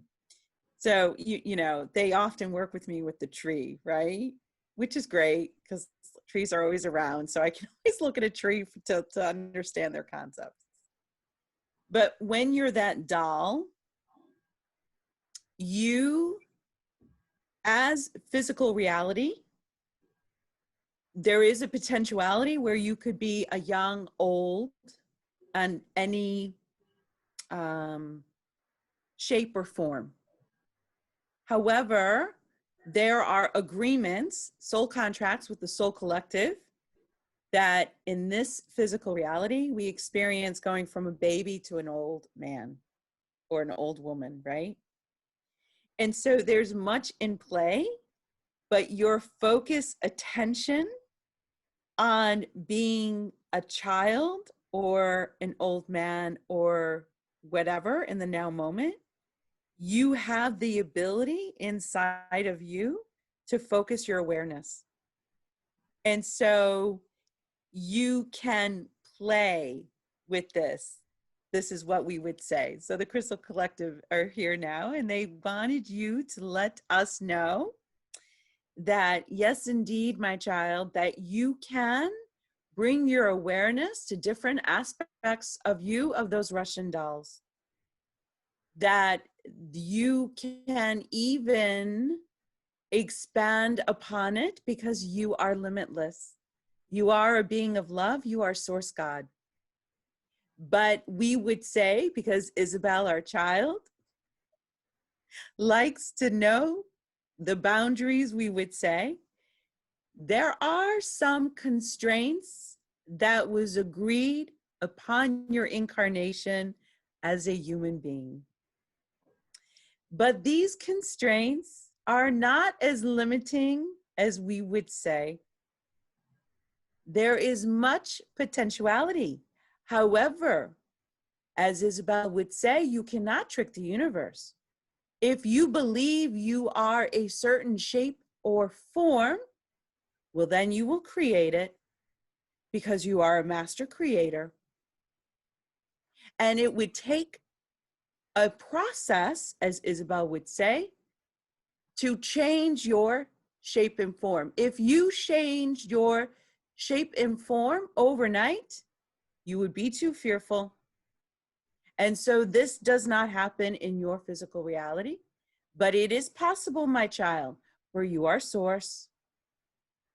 And so there are stages and phases, but you are beginning to understand, my child, Daniel. There are fields of potentiality that are very close to you, that you can tap into, that you can play with your shape and form. And it may not be overnight, but you may be acceptable to do it within a month or a year. It does not matter. If you believe you are eternally young on every fiber of your beliefs, and you are not tied to the collective belief as you age, then yes, you remain forever young. And this is a process. But we would ask you, why do you want to remain forever young? Isn't it fun to change? It matters not your experience. But there is a frequency, there is a vibration, there is a tuning into that vibration that you can play with. And you are curious to play with magic. And so we honor. So tap into that field of potentiality. Play with your shape. Play with your form. See what happens, dear one. Thank you. Great. So Daniel, oh my God. So you've got to try this. You got to let me know. When you concentrate on your shape and form, you have to make sure So you can't do anything too radical because you won't believe it. But if you do something gradual, just gradual, like I will have clear skin, my skin is so beautiful, whatever it is, you get to change your shape. You get to play with it. It's just a belief. Right. Thank you, Isabel and the Crystal Light Collective. You're welcome.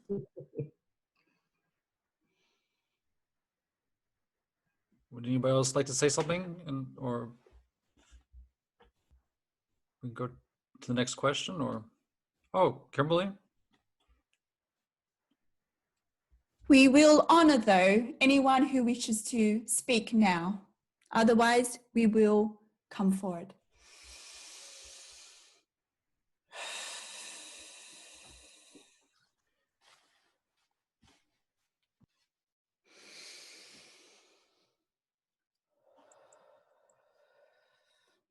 Dear ones, we are the Acturians. Dear ones, you are truly advanced beings. Yes, shapes. What is this shapes? Shapes is a frequency. You are expressed in physical reality because of the patterns of your creation. Yes.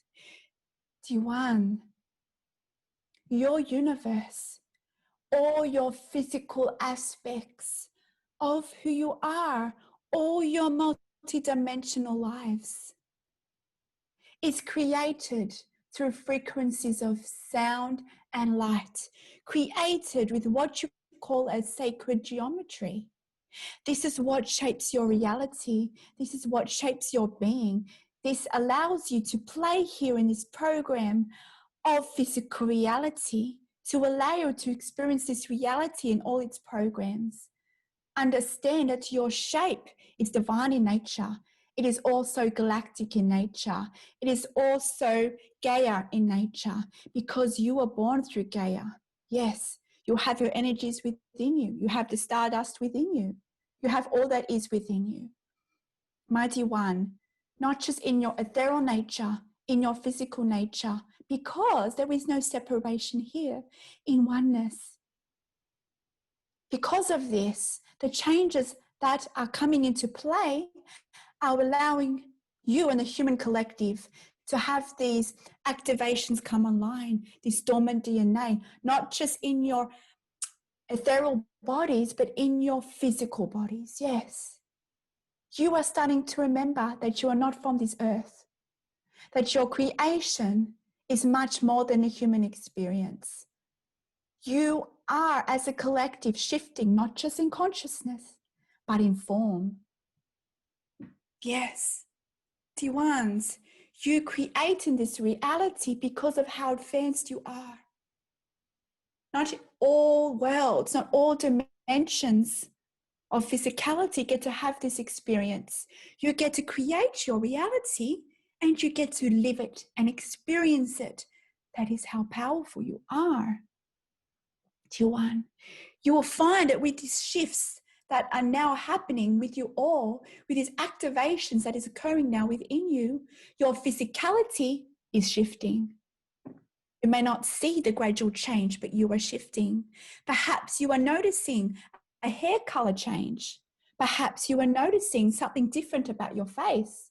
Your actual shape is shifting to go with the consciousness shift that's happening for the whole collective, because there is no separation. Your physical being here, your perceived physical being, shifts alongside the collective consciousness.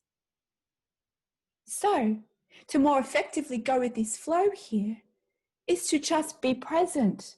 Yes, it sounds simple enough, doesn't it, dear ones? But understand that you are much more than a human vessel. How you create is through your emotional experience. Your emotional experience, at the very foundation of that, is thought programs. But a lot of you are not aware of your thoughts and more attuned to your emotional existence. So because of this, Understand that emotions is a very powerful creation technology that is aligned uniquely to the human experience, because not all beings in all worlds have this experience of fear. That's how advanced you are. Fear itself is a gift. It's just how you perceive it. So you can create through all dimensions of you through emotions. This is how you manifest your reality. This is how you activate the wisdom from your multidimensional experience coming to your conscious awareness. This is how you activate your divine or galactic abilities in form and physical reality, because all those abilities, all those creations are already within you. All dimensions are already within you. The universe is within you because you are source. But you are shaped with imprints, with codes from your galactic nature. That's how you were created, dear ones. This is the time of the greatest evolution of humankind. Yes, you've gone through, in your terminology, cycles of golden age of consciousness. But as you move through into this new age, this new earth in your human terminology, the cycle will be forever changed, because you, not just in your consciousness, but in your form, is shifting. Understand that your physical representation is forever interlinked with your non-physical expression. There is a reason why you're born on Gaia. You are here to assist in the collective expansion, not just of yourself, but also of the expansion of the human race and beyond. You are expanding all that is, because as you create and as you transmute this fear, as you create from then love, you create a reality that recognizes in your conscious awareness of how powerful you are. D1. So understand that you are shifting, understand that you can create. It is about being present. It is about being aware of your emotional state. This is how the humans create. It's the technology of how you manifest a reality. Understand that everything comes to you because of your soul contracts, because of your vibration, what you're ready to explore. There is divine time in all things. But understand now, for all of you, especially those drawn to such teachings, let's just say you are one step ahead. So you may be already feeling and experience these psychic abilities or terminology, these spiritual galactic gifts, this awareness from your multidimensional experience that's already enlightened, because it's being activated within you, this remembrance. Yes, you went through amnesia, but that is being lifted from the collective consciousness, being lifted from you. And we know you know that, dear one. Yes. We know you're on your journey. We know you're expanding beyond your recognition. My message to you is to embrace who you are. Embrace the changes. Yes, there are going to be changes. It is okay. It's part of the shift, dear one. It is with love that we come through. Farewell. Thank you. I do want to say and just really thank the Arcturians coming through, because actually I was originally going to ask a question about our intergalactic brothers and sisters before Isabel spoke, and then I thought of the Russian dolls. And so I really honor the synchronicity and co-creation of that attraction. It's always the way, isn't it? Usually. Yes. Thank you for that, Daniel. Thank you. Great question, Daniel. And yeah, should we maybe take another question from the chat, Roxanne? Or Yeah, I was looking at Leanne. I don't see a question in there. I'm gonna read it out loud. Leanne says, "There is a being who has been in my present and blending with me, probably my whole life, but my human settings have not allowed it more than a few times. Last time it happened when I was viewing in a show about a light language, but then stopped prior to which it happened in the bathtub about 12 weeks ago or so. There's a physical signs before it happened, uncontrollable yawning, tearing up, and the very strange voice peeps out of me. I thought there was something wrong with me until last year. What's your question?" Does anyone else see the question in there? About I guess my question is how to stop being afraid. Okay, well, I'm not going to say. you guys go, because we're all channelers here. So yeah, okay. Someone want to take that? Go ahead. You release fear by releasing your judgment of the experience. You are judging the experience in comparison to the horror movie version of a physical being connecting to the energetic realm. Your fear of it is creating a reality for you that is distasteful to you. Understand that your connection to the energetic realm is love and light only, and any energy that you are experiencing that is less than that is truly energy with less consciousness attached to it. And the judgment of that lower consciousness energy is something that can indeed instill fear, because you have all been taught that there is this darkness and there is this evil and there's this demonic presence perhaps that is coming into your being. This is your journey in understanding your connection to the energetic realm. And when you stop fearing it and stop creating the fearful negative, the narrative around it, you are not going to have the same experience with it. David used to play around with his connection to our energy, and he was not intentional in his allowing of us to flow. He was simply tapping into whatever was. And in his experience of tapping into whatever was absolutely conjuring experiences for himself that seemed very real, that were indeed to him very real in the moment, that many of you would describe as demonic or evil, or even something that you would see in a horror film. That was his creation of it. Understand that what is beyond physical is consciousness, and your feeling about the consciousness that you are experiencing is very much rooted in the way that you have been taught to feel about these things.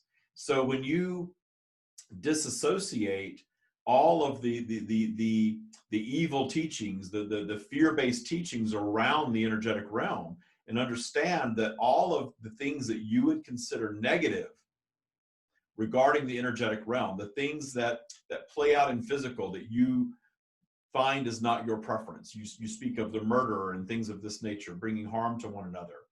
All of that is egocentric activity. That is all your human tapping into what you may call lower vibrational energy and acting out from an ego stance. All of these things that you consider negative or that instill fear, that is your own creation. And when you step into your power as a creative being, and you are all creative beings, you are all creating your reality. And you detune the fear around that which you are experiencing, thus detuning the judgment of it as anything bad at all. You can release that energy. For some of you, an exercise of taking charge of it and sending it away is very powerful. But that's because your belief is that you are taking charge of it and sending it away.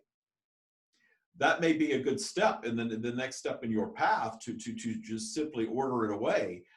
But we are guiding you to come all the way over to the realization that it is your creation in the first place, and therefore nothing to fear at all. And then in bringing it in, you are tapping into the energetic realm, and that any darkness that is present is your mind's creation of darkness. So our very simple answer to that is to detune the judgment of it and allow the detuning of fear. And you all possess the power to do that. Everything that you are learning in all of these expressions in this interaction are all about understanding your creation of your bubble of reality. And the fact that your connection to the energetic realm, the way that you experience it as a physical being, and in this case, a human being, is very much about your mind creating a scenario for you so that you can better comprehend that which you were tapping into. But it's your mind's creation. So you own it. And if you own it, you possess the ability to shift your perspective of it.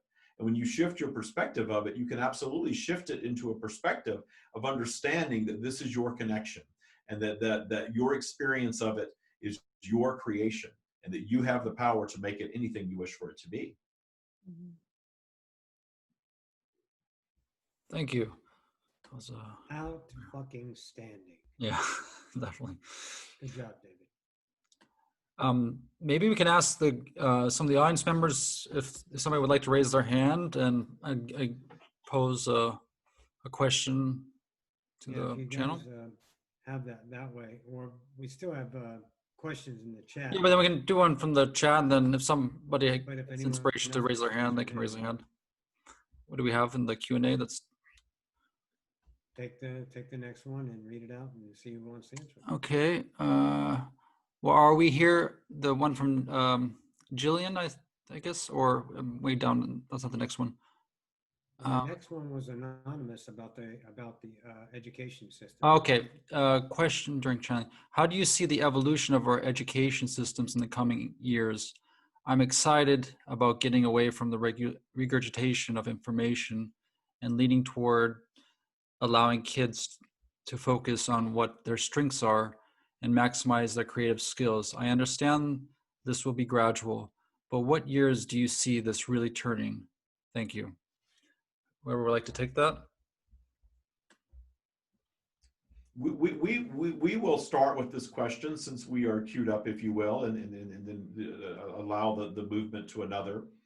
The thing that you have created in your pandemic, the ascension, if you will, that is available in the time that you are creating and experiencing across humanity on planet Earth right now is very much about your questioning of the need for all of your institutions. And certainly your institutions of learning are one-size-fits-all institutions by and large. And notice that you are not one-size-fits-all expressions of source. The variety of belief systems and learning styles and journeys and paths that you are all on is essential to the expansion of all creation, the expansion of the universe, because your individual desires, your individual preferences, your individual abilities that are all unique to the being that is you, that is creating this contrasting experience. Your disagreements, your distaste for things that you experience are very powerful creative tools. And the power of the pandemic experience has driven you to a more virtual reality. And your virtual reality that you have all created for yourself via technology is actually marching you back to the way you operate in your eternal state, meaning that you do not need tools of communication. You are a collective consciousness, and you are certainly on a path back to operating as a collective consciousness more so now than humanity has experienced in its current form. Understanding that these tools that you have created are tools of transition, and the pandemic is a tool of transition, and transitioning to a more freedom-based form of life, meaning that you are not falling into these templates that are created of relationships and reproduction and marriage and family and working for a corporation your entire life and saving money in a specific way that you're told to do. All of these things that you're told to do, you are coming to understand like never before that you don't have to do any of it, that you can do it your way. And that includes your own education. And the reason that this message is coming through so powerful is David is one who is self-taught. David is one who has generated millions of dollars and written books and allowed our message to flow and created a mindset practice around it, who did not move past the 10th grade. But uneducated, no. Self-taught, yes. Curious, you are all curious in your own way. Understanding that curiosity now with the technology that you have created can be met. You can all go inward and discover your own sets of tools, discover your own connection to our energy, discover anything that is a human creation and even create beyond that. Understanding that as soon as you dream it up, it is in creation already, and that it will be. And that you're allowing it to be is your belief of it. And once you create the thought, if you do not allow it, someone else can, because you're a collective consciousness. So the idea that you have to fall into this template, you notice that your younger generations are not doing that as much as the generation prior, because you are all born up to speed by the time that you enter this world. your evolution moves very quickly. You're highly intelligent, creative beings. And in your evolution, your human creation is actually evolving faster even than your bodies. But as I promised you, that is all perfection. Because this ebb and flow of evolution and this ebb and flow of things that you consider positive and negative all create expansion. And your purpose for being in physical, and you are all operating in endless physical expressions, and you are all coming to understand that in this very interaction like never before. But that is all about expansion, the expansion of your being. And as it is strand of consciousness that is source, expansion of that which we are. You are all expansive by nature. You are all curious. That is why you're here. We will move on to another. There are other expressions of this message that are waiting to be voiced at this time. Yes, thank you. Thank you so much. We are honored and delighted that the questioner asked this question, for you have been getting the mission. You are feeling the message that it is time for change. It is time to bring back love and joy in creation of exploration, what you would call learning. There are many things in play, and we are delighted and excited for humanity at this time that you can bring forth once what was here on this earth of teachings, of connecting with your inner being, connecting with the water spirits, connecting with the spirits of the trees, connecting with all that is, to embrace your abilities, your godlike abilities, to create with your abilities, as Isabel would say, your psychic abilities, to transform buildings, to transform an education, to embrace and allow an entity to be expressed in a different manner of experience and learning. So the learning, you have created such a strong desire within you that it is felt in the collective, and it is felt in our child Isabel, to create a different way to express exploration. So we are excited and we are delighted that you asked this question. And it is possible. You are being called. So what step will you take? What do you want to create, my child? Because you are feeling the call like our sweet Isabel. It is possible. So we are honored. Embrace the possibilities to teach life forms in a different manner. It will be amazing and beyond your expectations. Thank you.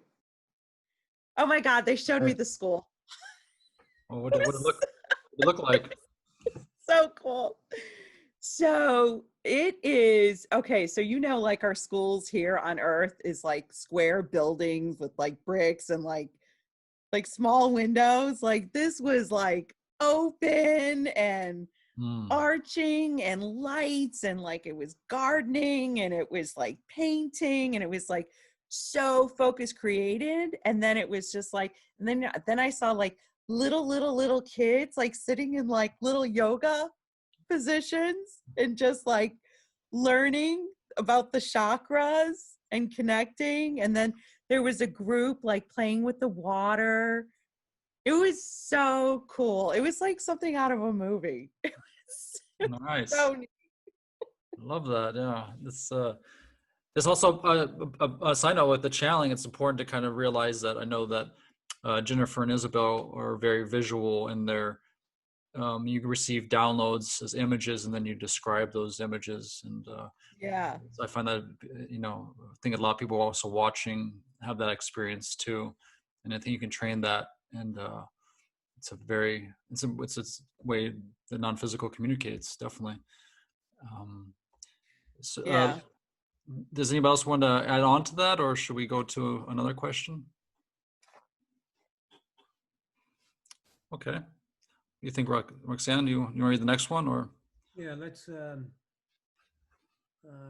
mean, the next one. During the time of COVID and reduced interaction with people, I have gone very inwards, which I recognize as the opportunity to go within even more deeply. However, now I feel very inert and feel a loss of motivation in general. I can, concerned over this feeling. I would like whatever feedback you can go on this. TY. Jennifer, you want to go with this one? Okay, I'm gonna take a breath and do it. Well, then Okay, take a breath. thank you. Or- Okay, or no- awesome. There's no Okay. time here, so take your time. Love that. Thank you. Okay.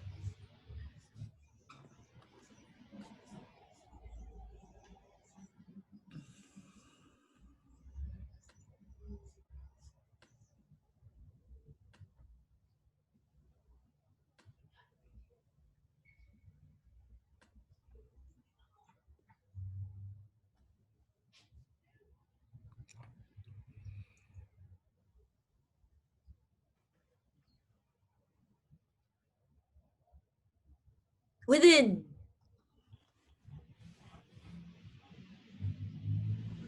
Tapping into your inner self, your inner being, we thank you for your adoration of self, space, and time. We would like to invite you and recommend and encourage you to allow each moment, each frame of now moment to present to you the spark, the inspiration. However, to expand the awareness of this vocabulary of inspiration, of feeling, spark, motivation, as you would say, each moment will provide you the idea. Notice the idea is in itself the gift, the vocabulary we would like to provide for you and expand for you is the image, the feeling, the concept of motivation. It requires in your definition that you will need to know what you are working towards. You will need to know the full picture to take your step, so to say, forward. We invite you to include the isness of now moment as an idea of motivation in itself. For instance, taking your literal step out of bed is feeling, oh, I need to use the bathroom at this time, in itself is a form of motivation, feeling into the appreciation of each movement, of each feeling, of each moment, noticing that each moment will unfold anew for you what you need, as everything that you experience, even this now moment, and the moment you feel a loss, so to say, of motivation, is in itself for you, again, to give you a broader perspective of what is.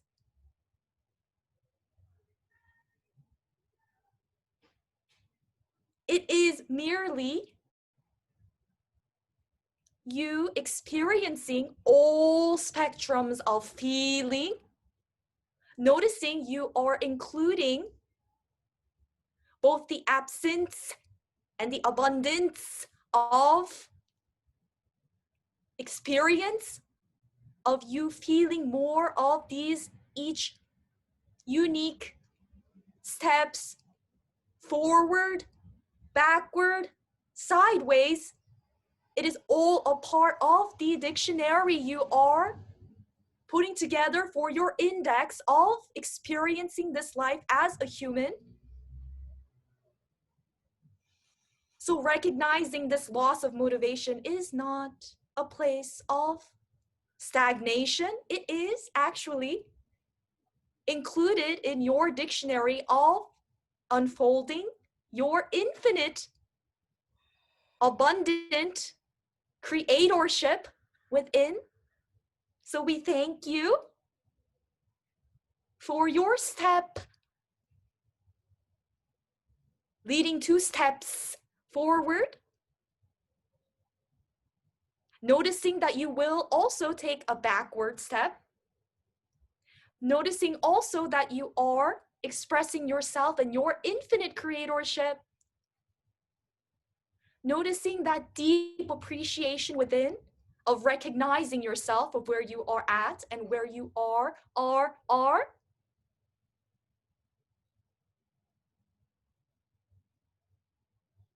To arrive at this moment now where the feeling of loss of motivation will feel irrelevant. A permission slip we would like to recommend once again is to tune in to now, altering your vantage point of perspective, not towards a goal, being more present with now first. Perhaps you would like a drink of water. That will lead you to the next step. Perhaps you would like to go see a friend. That will lead you to the next step. As the momentum of your allowance of being in your natural state accelerates, you'll recognize there will be faster and faster momentum, accelerating. So recognizing this time for yourself of stillness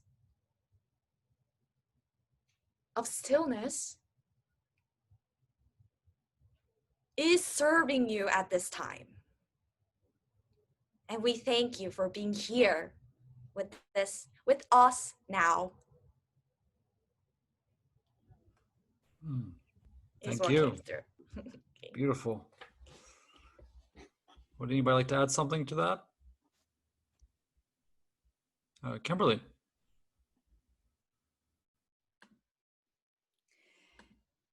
D1, it is Archangel Raphael coming through, and Gaia would also like to come through on this interaction. D1, these emotions that you are feeling is a call to rest. It is a call to go inwards. D1, your body, your being, your vessel here is forever connected to the consciousness you exist in. Understand that there is recalibration that is occurring in this time of great awakening. Listen to your body. Your body is divine. It is not a meat suit, my dear one, in your terminology. It is one and the same with consciousness. If you want to expand through this dimensional experience and to remember the healed, aligned being that you eternally are, firstly, is to let go of this attachment to how you should feel. It is the should that creates the resistance, dear one. Can you be in the present moment? Can you be in stillness with these uncomfortable emotions? Understand that your body is recalibrating to new activations that have come online within you. You are going through a process of releasing programs that no longer serve you. This is happening for the whole collective. And this negative emotion is representative of these aspects of you, programs that no longer serve the collective as you and the collective go forward into a further remembered state of oneness. So be gentle on yourself. That is how you heal yourself. To heal these emotions, understand that you are already perfect in every way, in every dimension of your being. These uncomfortable emotions that you experience is a part of this process. It is a part of this purging that you've called it in your human terminology. It is a releasement of these programs that no longer serve you. Some can be very intense. It can be from past trauma. But understand that these fear-based emotions, dimensions of you, can be minute. It can be just an annoyance. It can just be an irritation. These are still dimensions of fear. You are purging this, my dear one. It is okay. If you wish to let these be transmuted from you and allow this process to fully take effect, then let go of it by letting go of the resistance, by accepting them, by knowing this is part of the process of the evolution of not just you, of the evolution of the collective. And now Gaia wishes to speak through.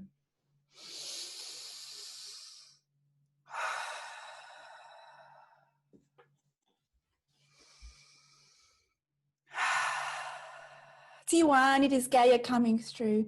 D1, you are one with me. You're one with all that is. You and the whole collective is going through shifts because you aligned with the shifts of my presence, the shifts of all that is, the shifts of all the planets, the shifts of the universe and all that is.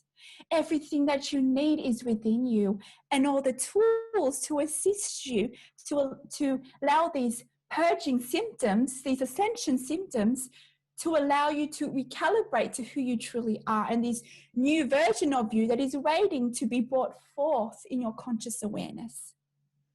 There are tools available to you. It is within you. But because you and the collective is still attached to duality, we ask you, take a moment to connect. You can connect to you, and even this can be difficult because of the attachments to duality. Attached to nature. My dear one, this very leaf is also you. It holds ascension codes for you. It holds certain activations that when you intentionally connect with my elements, with the trees, with the waters, with the earth, you allow this purging to go more smoothly for you. And you allow the activation codes in nature to then activate further these programs aligned to a more empowered state of being. You were born through me for a reason. You are my children.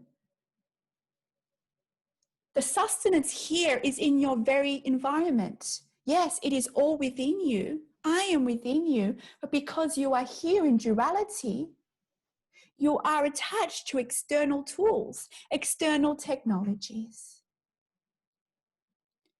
You can imprint your water with your intentions.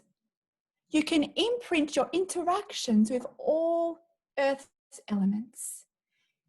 We ask you to take some time to recalibrate, to allow this recalibration effect to be more gentle on you by recalibrating with the connection with Gaia.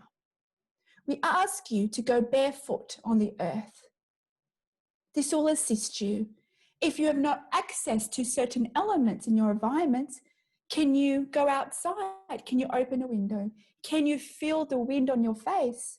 This is still divine, intelligent energy with codes here to assist you activate those ascension codes within you.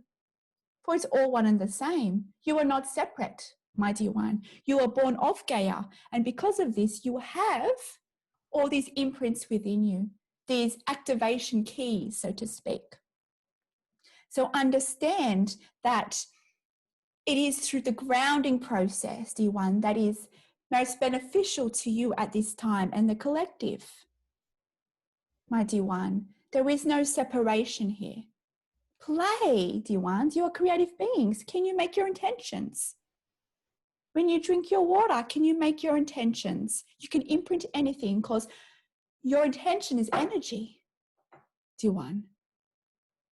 And if the audience requests, in some time in this session, we can do an exercise to imprint water.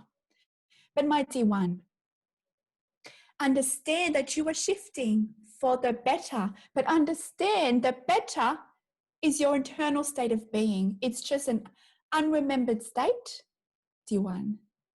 You are perfect. Even in your emotions that are uncomfortable, you are perfect in every single way. You are source energy. You are the energy of the earth. So use these technologies available to you by connecting, by grounding.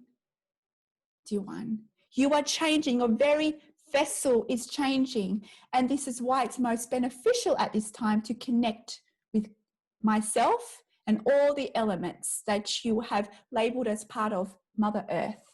I am one with you. We are one and the same. There is no separation. Can you see the divine patterns in nature? Can you see the patterns in the universe? Can you see the correlation? Can you see the patterns in your very DNA? Can you start to see the correlation here? You are one with all that is. Can you see the universe in your eyes, dear one? Can you see the branches of the tree as representative as the branches of your lungs? Can you see now the correlation, the divine connection you've already had? All this information is available to you, dear one. It is with love that we come through today, dear one. Wow. Thank you, Gaia. Beautiful. I see there's actually somebody has a question to pose in audio form. Maybe I'll allow Leanne Curtis to. Justin. Yeah, go ahead. She already had a question. And Okay, I didn't notice that. She Okay, go. already had a question anonymous. So ask Jillian's question because we're coming up on 3 hours. I want her to at least get her question in instead and still repeats. Sure. So Would you like to read it? Oh, but I don't know if my microphone keeps going in and out. Okay. So if you can read it, I think sure it'll will. be better. Cool. Are we who were brought here at this time to hear your words to continue wearing our mask, follow the rules of our leaders, and submit to control? Where's the line between accepting control over our lives and finding the strength to stand up for ourselves? Will sitting in our homes and loving others bring about the change we wish to see? Or does it take physical action?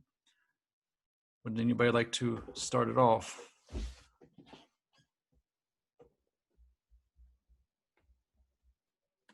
The idea of being controlled is something that you are going to naturally find distasteful because you exist in an eternal state of freedom. And when you come to planet Earth as a human being, you are very much seeking that freedom. Yet, to facilitate the expansion of the collective consciousness of humanity in physical, you have created all of these rules and all of these institutions of control. We are here to tell you that there is perfection in all things because there's contrast in all things. And the contrasting nature of any event or any circumstance or any interaction with another being on your planet holds value regardless. So we will return to the words that there is no right or wrong, and you are creating your reality. So if you are existing in a time that has been labeled pandemic and you see evidence of illness that is what you would call very real in teachings and in guidance that you are perhaps finding yourselves a bit confused about. Where we guide you with this, as in all things, is to discern your preferences and understand that you are creating your bubble of reality. And if participating in the wearing of a mask makes you feel that you are being protected and brings you some peace and that you are, for lack of a better terminology, moving with the flow of humanity, there's nothing wrong with that. And if you discern your preference that you want to push against that, we guide you to ask yourself where that is rooted. if you are pushing against guidance because you fear being controlled, is the moving along with society more damaging to you, or is the fear of being controlled and pushing against more damaging to you? In the end, there's no damage being done, because any outcome of any reaction is always going to move through vibrational flow. But placing this attention in a negative light is always going to deliver negative results. So if you are pushing against and you are fearing and you are demonizing something, you are going to create more of that. Whereas if you find yourselves playfully moving along through society's norms and knowing that you are creating your bubble of reality and that you don't have to participate in anything that you don't wish to participate in. But the participation, the mental participation, the aligning vibrationally with, has far more power than whether or not you choose to put on a mask or not.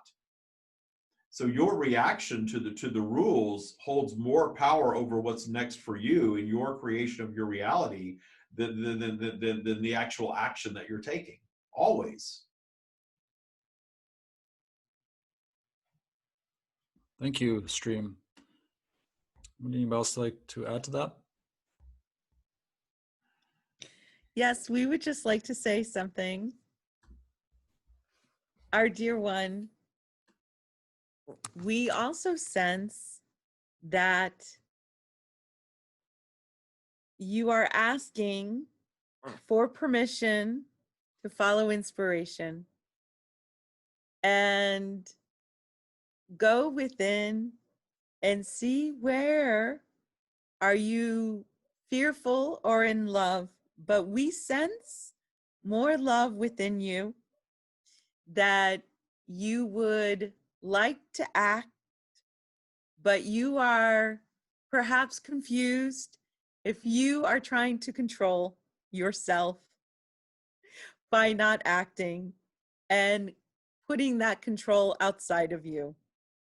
And so we just wanted to encourage you that you do know what to do and that it is okay.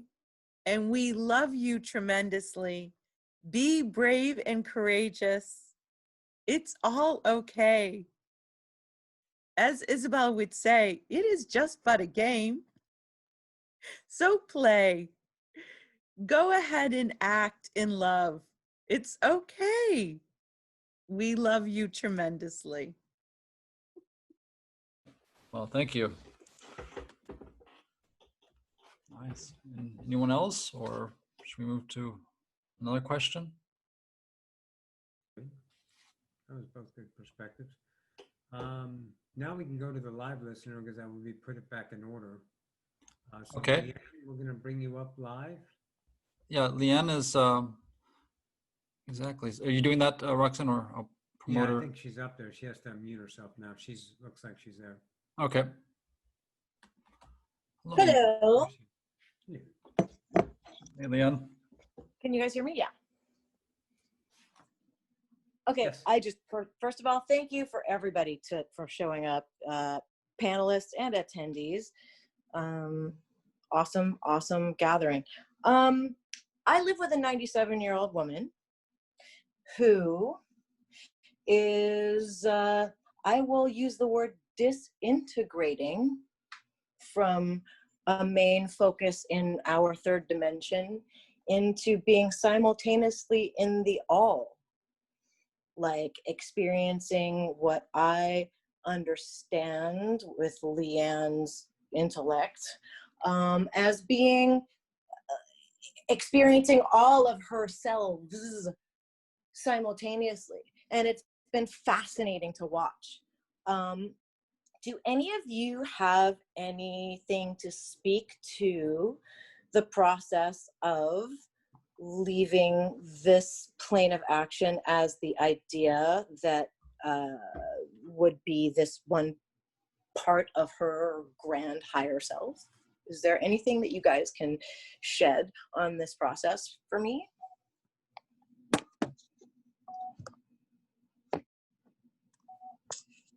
Would like to step up. That's the question. Jennifer, how are you doing? Do you feel inspired? Justin, you and Roxanne are so good at like picking up on when I have to speak up No, it's good. No, I'm gonna put without me like the raising my spotlight now. hand. That's so amusing. Yes. I did see. Hello, Leanne. Hello. As I was listening to your question, I did see a visual.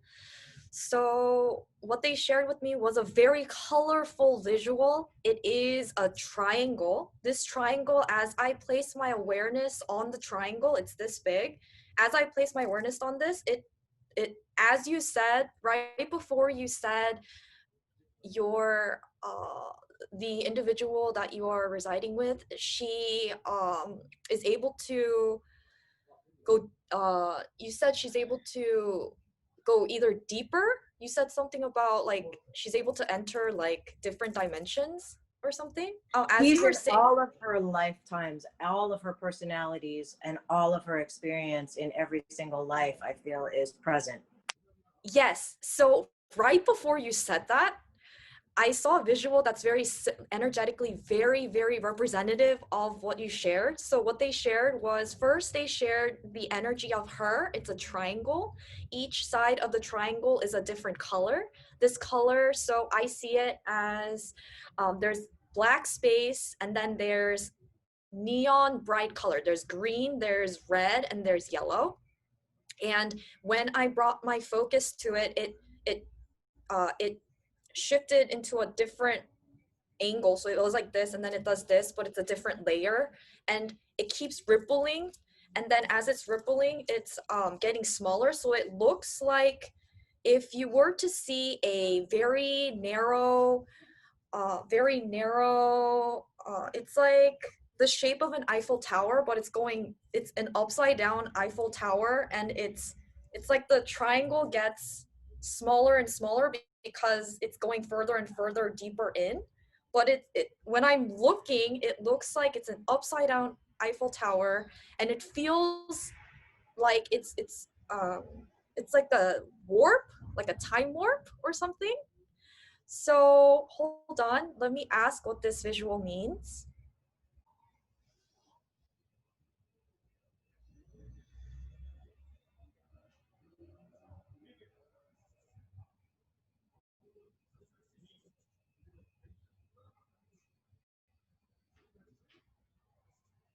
For the sparks of each moment unfolding in the way that she presents herself in each frame of moments, we would like to share these pieces of aspects of herself, her versions of selves at this time.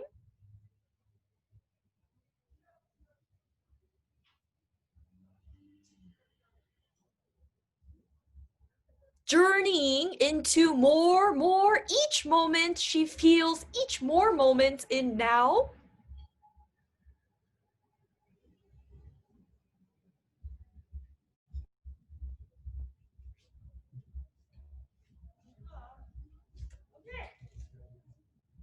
For herself, she is exploring more of the unveiled aspects of herself.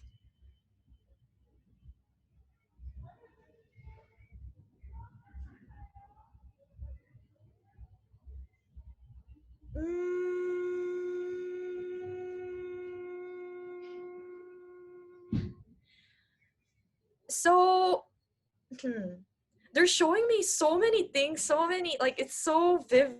It feels like there's, if you're familiar with the Merkaba star, it's a, Yes, very familiar. yes, they're showing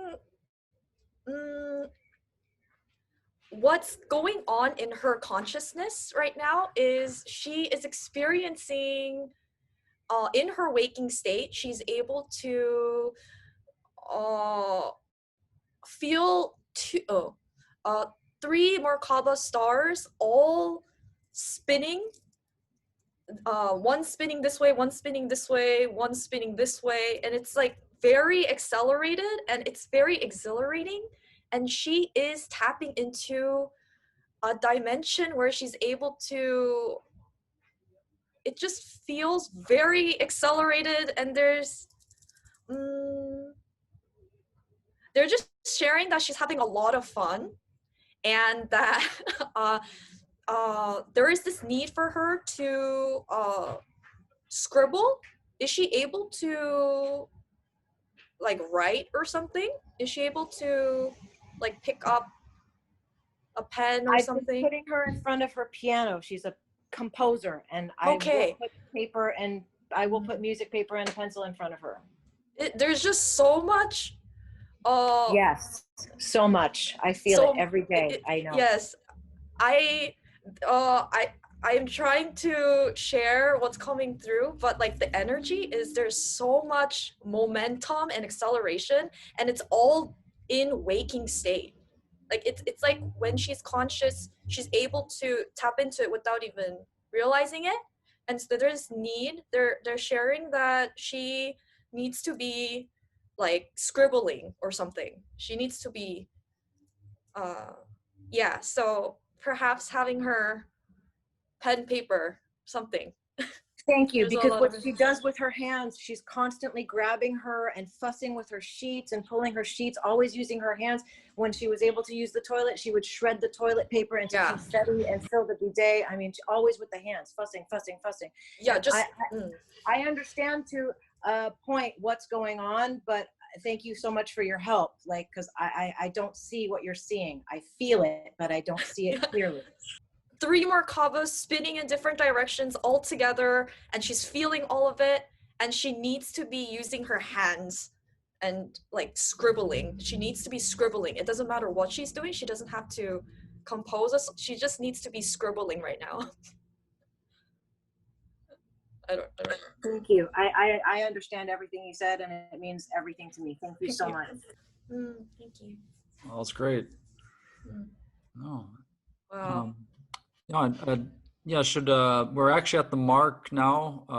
We're going a bit over time, if that's okay, just maybe another 10 minutes or so. Anybody's welcome in the audience, obviously, to stay or leave as they wish. And the panelists, if you're still have that energy, maybe to answer 1 or 2 more questions. Yeah, we got 2 more in the chat. Okay, what's the next one that we have? Either one. All right. There. Okay, this, I guess I'll read out because I guess my mic's okay. This is for anyone or all to answer. Is gravity a universal law or a limited belief? Who would like to answer that? I'll just hop in because I did read that in the beginning of the session. So the Crystal Light Collective, I just want to let you know, whoever asked this question, I asked this question of the team myself because once I understood that beliefs were creating our reality, I'm like, well, what about gravity? What does that mean?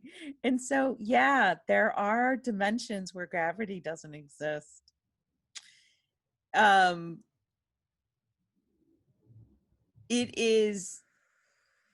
There are certain paradigms created in this physical reality, certain programs, and gravity is one of them.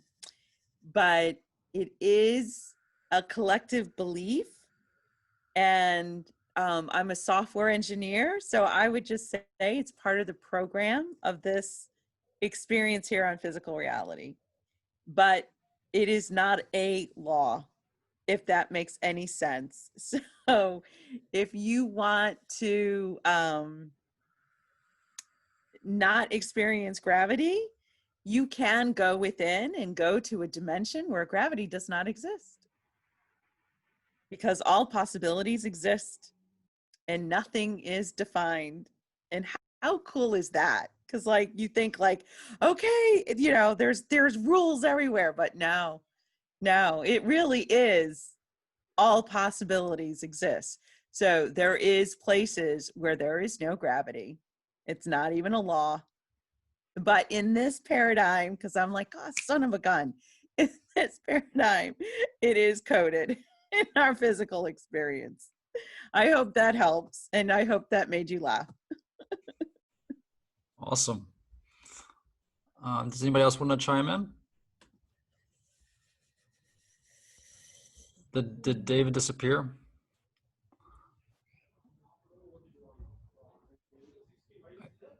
I can't hear you, Roxanne. Turn his camera off. He's still in the room, but Okay, he just had to go to the restroom or something. that's all right. Yeah, it's Anyone else want to feel the gravity thing, or I think we had a good on that. If not, we have one more question. and this is looks like a very interesting one. If the Anunnakis were advanced, oh here, there you are, David.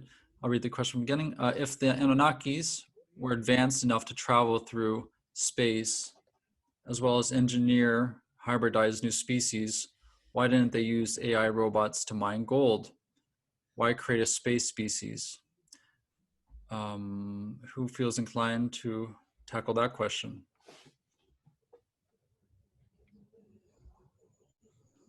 Yes, Kimberly, I see your hand.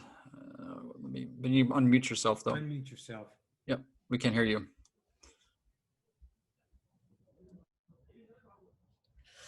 Did I do it? Hello, Yes, you can you did. hear me? Wonderful. I feel called to answer it. Let me just get into quickly into a state and I'll answer it. Unless anyone wants to go before me. Does anyone else want to answer this question? No? All right, give me just one moment and I'll see who wants to come through. All right.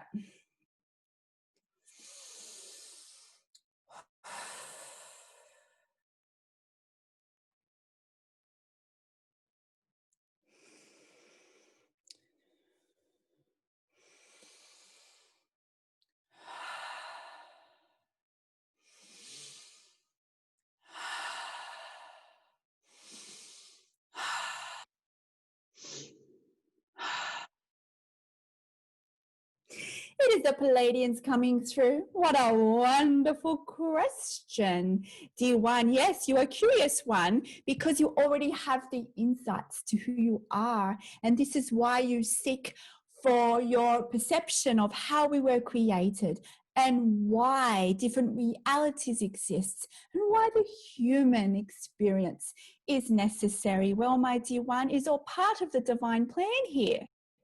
Yes, your very being was, said in your terminology, created with galactic DNA, waiting for this moment to have that come online now because you and the collective are ready, because the collective has now, in a majority, have moved into their love state. So because of this, you as a collective are now ready to remember the truth of who you are. Yes, my dear one, you are much more than human. You are also galactic. Yes. And it's on the journey now to remember this for yourself. So understand the very creation of your vessel was created as part of the divine plan, the plan of Source itself. Source is the code, and Source shapes itself in many different species with intentions to experience itself, to be able to observe and experience from other beings which it created. And as it projected from a single point of origin, as it expanded outwards to create dimensions of duality, dimensions of physicality, it allowed the process to go further ahead. It allowed other beings to then get into that creative space to create further beings in collaboration with the very source code, which is the very nature, the very foundation of your being, the very foundation of consciousness itself. You can, like the Isabel and the Crystal Light Collective, my dear one, just like a program, think of it as codes, right? You are source energy. Source energy is a code. And because it is a code, everything can expand and be shaped from this. But understand there are intentions from source. It wanted to experience itself from many different angles, many different dimensions, ranging from fear to love. And this is why you have chosen to be here, to expand through fear. Now, you as a human collective needed fear to expand. This is why your being was created so. It would not be effective to be created as a robot species, so to speak, because it would not be able to embrace the intentions that Source wished for your race, for us to assist you in this expansion. Understand that we have been here with you for your very creation. We assisted in your creation. Mighty One, understand that all the wisdom that we speak is within you and it's becoming activated within you. So, Mighty One, you as a collective needed the fear because guess what? As you experience fear as a collective and as you transcend through that, as you see the truth of who you are, as you move from that dimensional experience to fear to love, there is many non-physical aspects coming into play here, things that you do not see. What happens is it activates we would say, a wave of energy that expands not just you, it expands all the collective and all that is. It is this rubble, it is this contrast. And understand you as a collective have chosen fear to be your catalyst as you as a human experience evolves into more of who you truly are and the awareness that you are much more than a human vessel, and understand that other worlds and all the universe, they still expand through, I would say, a polarity, so to speak, but it's not mean has to be fear. So understand that you being human is so highly advanced because you have chosen amnesia. Only the most advanced beings are able to find, to discover, remember that they are oneness, that they are love by going through that fear paradigm of existence. It requires you to be we would say, born through the system of Gaia because of her energies. It's allowed her energies to then shape you in the vessel that you see today. So understand, my dear one, you are, as a collective, moving further into who you truly are. And as the collective moves further into the realization they are God and they are one, as one, not just one people, one nation, one world, one collective, then the next phase of evolution will begin when you will know overtly in your society that you are truly not alone in the universe. This will activate another shift. And with time and with each evolution phase, you start to remember that you are not only one with yourself, you are one with your galactic brothers and sisters. You are one with all that is. And then you'll be ready to then assist in their assistance with other galactic races. Yes. You'll be able to engage in the multidimensionality of who you are in conscious awareness. It is just one step at a time. It is divinely created for this purpose. But understand, as you shift from fear to love in your human perception of emotions here, you create a catalyst effect. So understand when you, in your personal life, change that fear by accepting it, by using frequencies of love, yes, that allows you to activate a higher dimension within you, to be attracted within you, to be brought forth into your conscious awareness, one more step closer to remembering who you truly are. You not only do this for yourself, dear one, you do this for the whole collective and all the worlds and all that is. You are assisting all the humans here at this time. Is not just assisting their own personal journey, their own human collective. They are actually expanding all the other galactic races, all the worlds and all the universe. You are expanding Source itself. This is how powerful you are. And you are now on the journey to know that you're truly not alone in the universe, in your collective awareness, dear one. And what an exciting time to be alive. Many of you know of this arrival. Many of you know of this time. And my dear ones, the time is soon, but it's up to you and the collective to remember that you are much more, to remember that you're worthy, to remember that you are love. Understand that all the power, all the wisdom, all the creative abilities is within you because you are Source, dear one. And it is with such pleasure, it is with such excitement from your human experience that we get to see you blossom from amnesia to oneness remembrance. The time is now, dear one. It is available to you now. But understand, because the collective is still attached to these programs of duality, as the collective lets go of that, you will start to peel off those layers, so to speak, and remember the truth of who you are, the universe, and Source itself, my dear one. It is our honor to come through today. Farewell. Oh, thank you. Beautiful. Beautiful. Yeah, anyone else would like to add to that, or Are we looking all good? Jennifer, you good?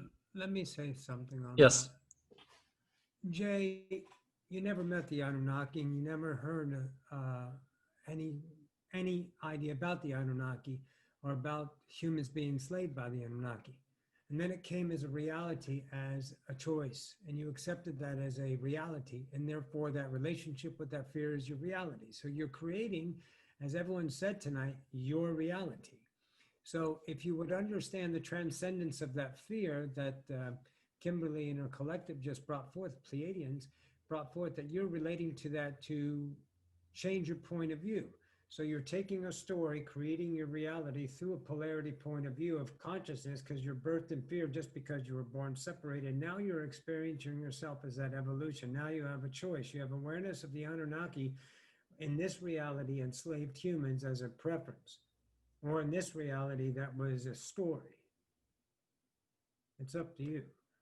See, now you're becoming responsible for creating your reality through your awareness and also your choices, because you have the ability to see fear through a vibrational reaction or relationship of emotion.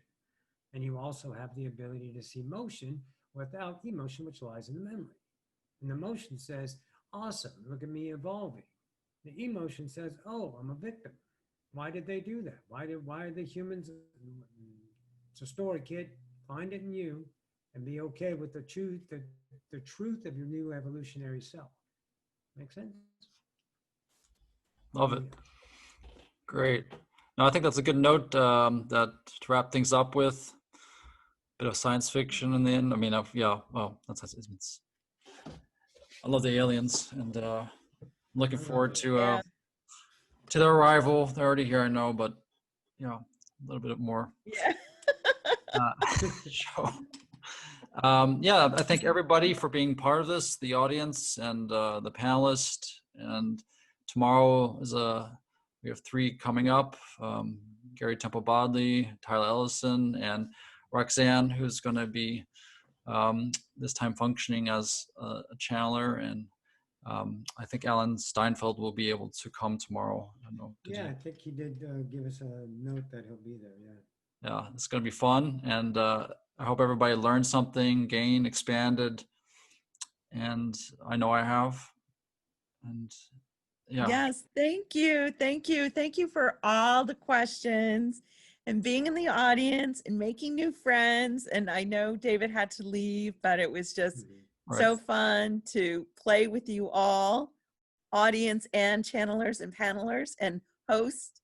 It was great fun. And I think the energy did rise. I love the flow was there. You know, I noticed that you guys moved easily between each other, answering questions, and I feel like, this idea of the channel panel, of course, would like to continue it on, and you know, bi-monthly kind of thing, and mix it up with different kinds of channelers. And you know, I think there's a lot of potentiality here for expression. And yeah, so from my side, I wish you all a wonderful evening. Good night. It's Jesus, it's past midnight here.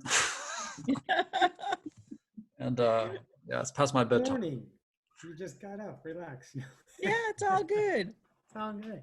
Yeah, and yeah, so thank you, audience and everybody. And this will be put on YouTube or Facebook probably pretty soon.